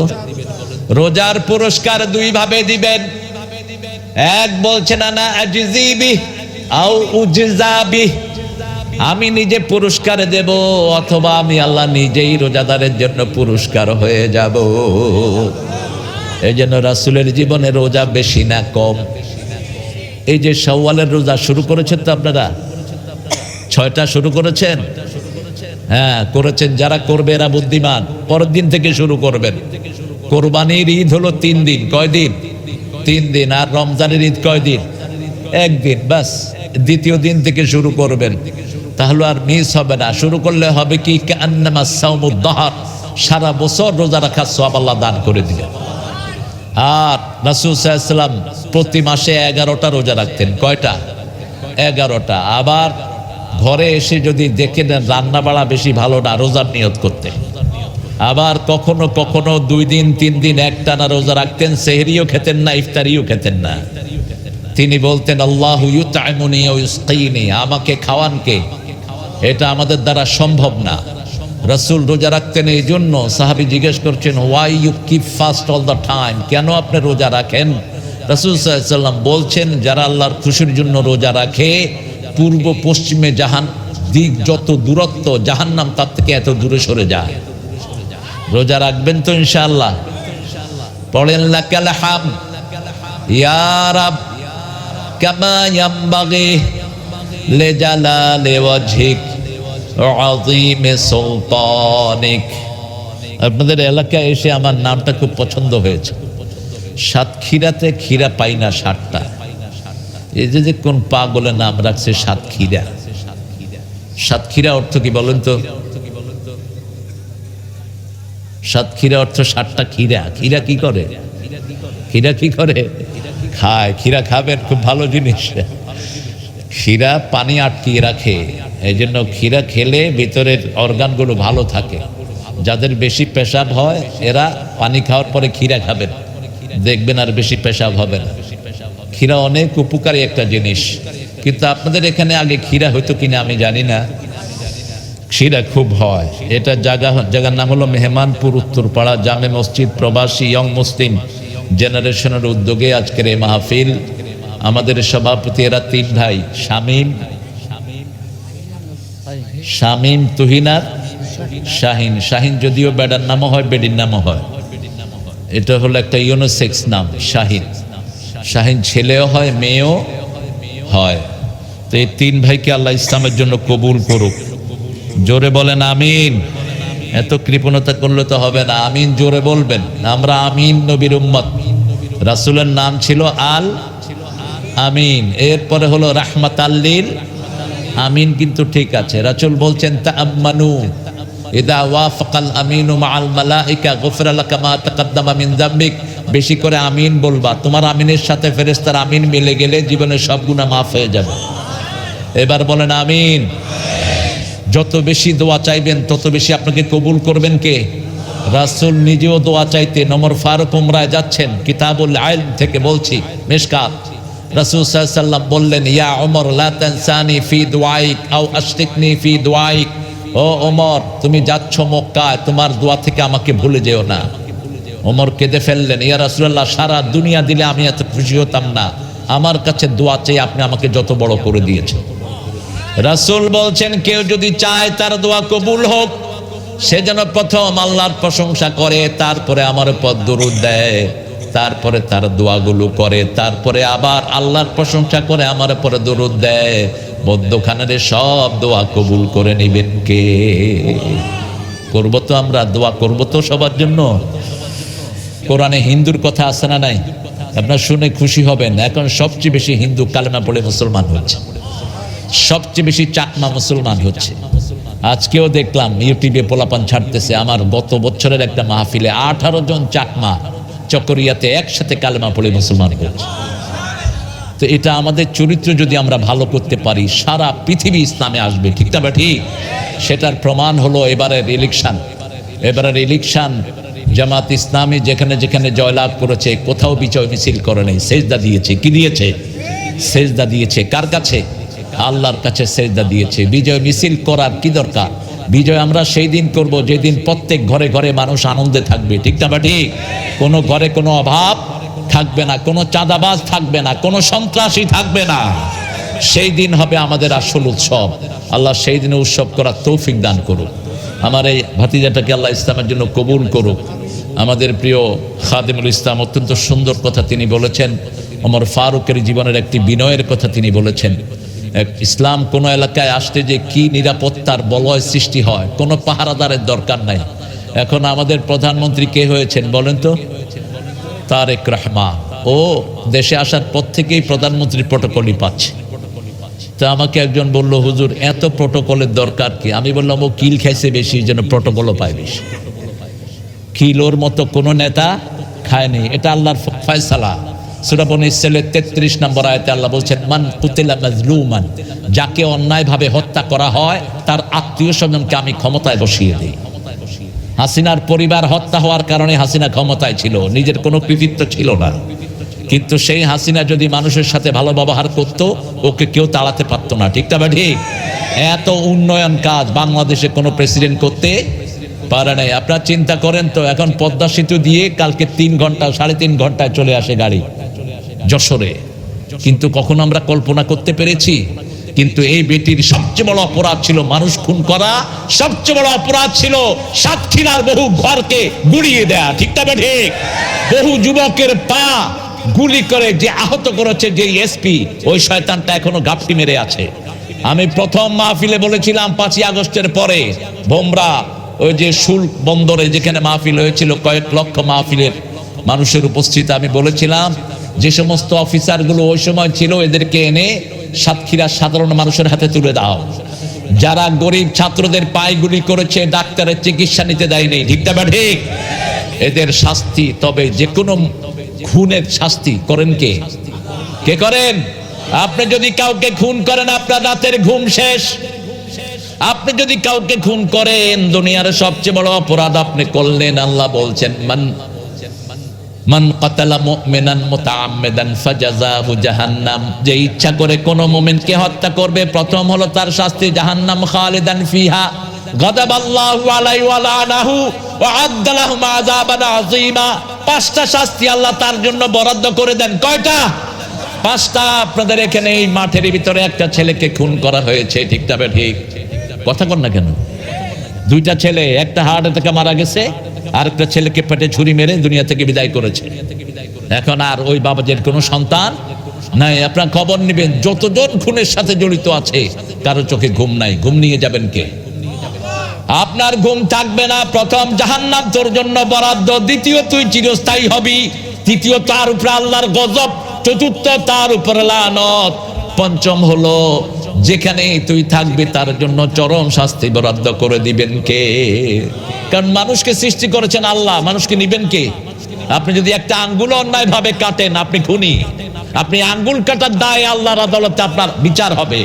আপনি আপনার আঙ্গুল কাটতে পারবেন না, আপনি আপনার একটা নৌকো ছিঁড়তে পারবেন না। ঠিক না? ঠিক? কারণ এগুলো আল্লাহ আপনার কাছে কি দিয়েছেন? আমানত দিয়েছেন। এই জন্য আল্লাহ সবচেয়ে বেশি ক্ষিপ্ত হয় জমিনে কেউ যদি কারো উপর আক্রমণ করে, কেউ যদি কারো রক্ত প্রবাহিত করে, কেউ যদি কাউকে জমিন থেকে বিদায় করে দেয়। আল্লাহ বলেন, জমিন আমার, খাওয়া আমার, অক্সিজেন আমার, তুই তাকে বিদায় করার কে? এই জন্য আমরা কোনোদিন কারো খুনের চিন্তা করব না। রাসূলকে বলা হলো সবচেয়ে ভালো মানুষকে। রাসূল সাল্লাল্লাহু আলাইহি ওয়াসাল্লাম বললেন, খায়রুন নাস মান ইয়ানফাউন নাস, best among you who will do the good deed for the other people. সবচেয়ে ভালো মানুষ হলো ওই মানুষ যে অন্য মানুষের জন্য সবসময় কল্যাণের চিন্তা করে, ভালোর চিন্তা করে, সুন্দরের চিন্তা করে। এটা করতেন রাহমাতাল লিল। আমরা যেন এটা করতে পারি, আল্লাহ তৌফিক দান করে। অনেক অনেক ওলামা হযরত নিচে বসেছেন, আমি যাদের ছাত্র হতে পারলে ধন্য হতাম। তারপর অনেক স্যাররা এসেছেন, primary sir, high school, college, ইউনিভার্সিটির স্যার এসেছেন। আমাদের প্রিয় খেটে খাওয়া মানুষ এসেছেন, বিভিন্ন পেশায় জড়িত আবাল বৃদ্ধা বনিতা। সবচেয়ে বেশি এসেছে আমাদের কিশোরেরা, যারা আজকের বাংলাদেশের প্রেক্ষাপট পরিবর্তন করে দিয়েছে। এই কিশোরদের কারণে বাংলাদেশ বিজয়ের মালা পড়েছে। ঠিক না? ঠিক? এই কিশোররা এখন মাহফিলে বেশি আছে দেখে ইসলাম বিরোধীদের মাথা খারাপ। কয় এরা থাকবে নাচের আড্ডায়, এরা থাকবে নাটকে, এরা মাহফিলে যায় কেন? আগামী দিনের ভবিষ্যৎ হলো আমাদের কিশোরেরা, আগামী দিনের পৃথিবী এরাই গড়বে, ঠিক না ঠিক? আল্লাহ প্রত্যেক কৃষককে আল্লাহ কবুল করুন, কৃষকদেরকে ইসলামের শ্রেষ্ঠ মুজাহিদ হওয়ার তৌফিক দান করুন। অনেক মায়েরা এসেছেন, বিশেষ করে হিন্দু ভাই বোনেরা থাকতে পারেন, যতজন এসেছেন সকল হিন্দু ভাই বোন সহ আমার সকল ভাই বোনদেরকে আল্লাহ কবুল করুন। বসো বসো, ঘাম তো বের হবে, এই চারিদিকে এরকম বোরকা লাগাইছো কেন? এটা পুরুষদের প্রোগ্রাম। হ্যাঁ তো কি হয়েছে, কবর এগুলি খুলে দাও। কবরের তো ওয়াজ ডাইরেক্ট শুনলেই ভালো ওদের জন্য। প্রথম সূরা সূরা ফাতিহা, এটার ভিতরে মসজিদের কোনো কথা নাই, কিন্তু সূরা বাকারা থেকে মসজিদের আলোচনা শুরু করেছেন কে? পড়েন সুবহানাকা আল্লাহুম্মা ওয়া বিহামদিক আশহাদু আন লা ইলাহা ইল্লা আনতা আস্তাগফিরুকা ওয়া আতুবু ইলাইক। এখন আমরা দোয়া করব। আর কোনো ঘোষণা আছে? তুহিন কথা বলবা? আমরা দোয়া করব সবার জন্য। আপনাদের কষ্ট হয়েছে অনেক, গরম আজকে খুব বেশি। আমরা কারোর জন্য বদদোয়া করব না, বিশেষ করে ওই ছেলেটা আমার হৃদয়ে দাগ কেটে আছে, এই ছেলের বাপের জন্য আমরা দোয়া করব। আমাকে রবিউল বলেছে যারা যারা আহত হয়েছেন আমরা প্রত্যেকের জন্য দোয়া করব। আর যারা যারা এখানে এসেছেন, যেই দলেরই আপনারা এসেছেন, সব দলের লোকদেরকে যেন আল্লাহ ইসলামের জন্য কবুল করেন। আল্লাহুম্মা আমিন। ربنا ظلمنا أنفسنا وإن لم تغفر لنا وترحمنا لنكونن من الخاسرين ربنا آتنا في الدنيا حسنة وفي الآخرة حسنة وقنا عذاب النار ربنا وآتنا ما وعدتنا على رسلك ولا تخزنا يوم القيامة إنك لا تخلف الميعاد। এই বাংলাদেশের মাছের দিক থেকে সবচেয়ে সমৃদ্ধ জেলা সাতক্ষীরার কলারোয়ার এক প্রান্তে হাজার লক্ষ জনতা নিয়ে আপনার কাছে ভিক্ষার হাত তুলেছি। আল্লাহ, এত রাত পর্যন্ত আপনার কোনো গোলাম এভাবে বাহিরে বসে থাকে না, শুধু আপনার খুশির জন্য এই মেহমানপুরের এই মসজিদের মাহফিলে এসে হাজির হয়েছে। আল্লাহ, আমাদের জীবনের গুনাহগুলো আপনি মাফ করে দেন। এই সাতক্ষীরার যত ভাই বোন কোরবানি দিয়েছেন, তাদের কোরবানির বিনিময়ে আপনি ইসলাম আলাদেরকে এবার ক্ষমতা দিয়েছেন। আল্লাহ, যারা কোরবানি দিয়েছে তাদের সবার জীবনের গুনাহগুলো মাফ করে দেন। আল্লাহ, বিশেষ করে আমরা যারা এখানে বসেছি, আমাদের সারা জীবনের ইবাদত আপনার শাহী দরবারে কবুল করে নেন। তার হাদিয়া সমস্ত আম্বিয়া কেরামের আরওয়াহ মুবারকে পৌঁছিয়ে দেন। বিশেষ করে যেই নবী সারা জীবন উম্মতি উম্মতি বলে কেঁদেছে, সেই নবীর রওজায় আমাদের সওয়াব পৌঁছিয়ে দেন। এ পর্যন্ত যত মুমিন মুমিনাত মুসলিম মুসলিমাত কবরের বাসিন্দা হয়েছে, সবার আরওয়াহে সওয়াব পৌঁছে দেন। বিশেষ করে আমরা যারা হাত তুলেছি, অনেকের আব্বা আম্মা দুনিয়ায় নাই। পিতামাতার ঋণ কোনো সন্তান কোনোদিন শেষ করতে পারে না। যে পিতামাতার জন্য দোয়া করে না, তার রিজিক আপনি কমিয়ে দেন। আল্লাহ, আমরা দোয়া করছি আমাদের পিতামাতার জীবনের গুনাহগুলো মাফ করে দেন। পিতামাতার কবরকে জান্নাতের বাগান বানিয়ে দেন। যাদের পিতামাতা বেঁচে আছে হায়াত দারাজ করে দেন, নেক আমলের তৌফিক দেন। রব্বিরহামহুমা কামা রাব্বায়ানি সগীরা। আল্লাহ, এই মাহফিল যেই ছেলেরা করেছেন, আমাদের শামীম, তুহিন আর শাহিন, এই তিন ভাই এটাকে সর্বোপরি সাহায্য করেছে। আল্লাহ, এই তিন ভাইয়ের জীবনের গুনাহ মাফ করে দেন, তার আব্বা আম্মার গুনাহ মাফ করে দেন, তাদের পরিবারকে আপনি কবুল করেন। যতগুলো যুবক ছেলে এখানে পরিশ্রম করেছে, সবার গুনাহগুলো আপনি মাফ করে দেন। আল্লাহ, গতকালের যে আলেম আসার কথা ছিল, তাকে আপনি ইসলামের জন্য কবুল করেন। আমার রবিউলকে আপনি কবুল করেন, আমার খাদিমুল ইসলামকে আপনি কবুল করেন, আমাদের আজকের ঘোষক আসাদ হুজুরকে আপনি কবুল করেন।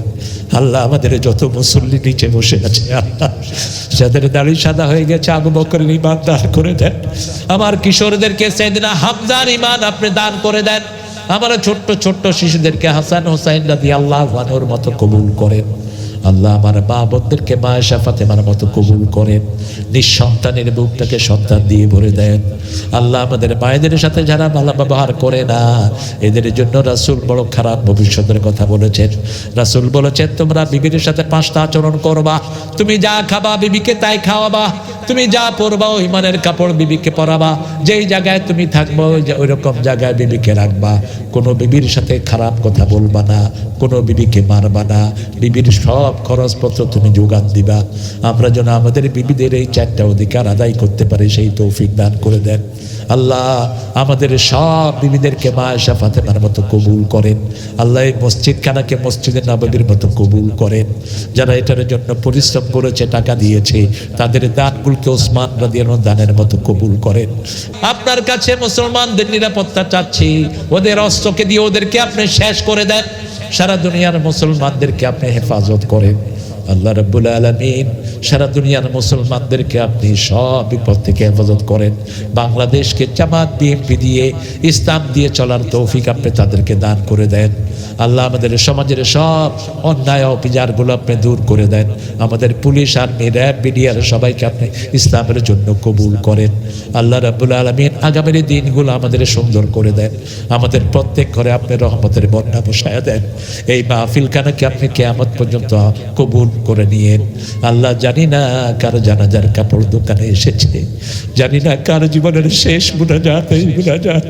শাহাদাতের মওত আমাদের নসিব করে দিয়ে, শাহাদাতের মওত আমাদের নসিব করে দিও।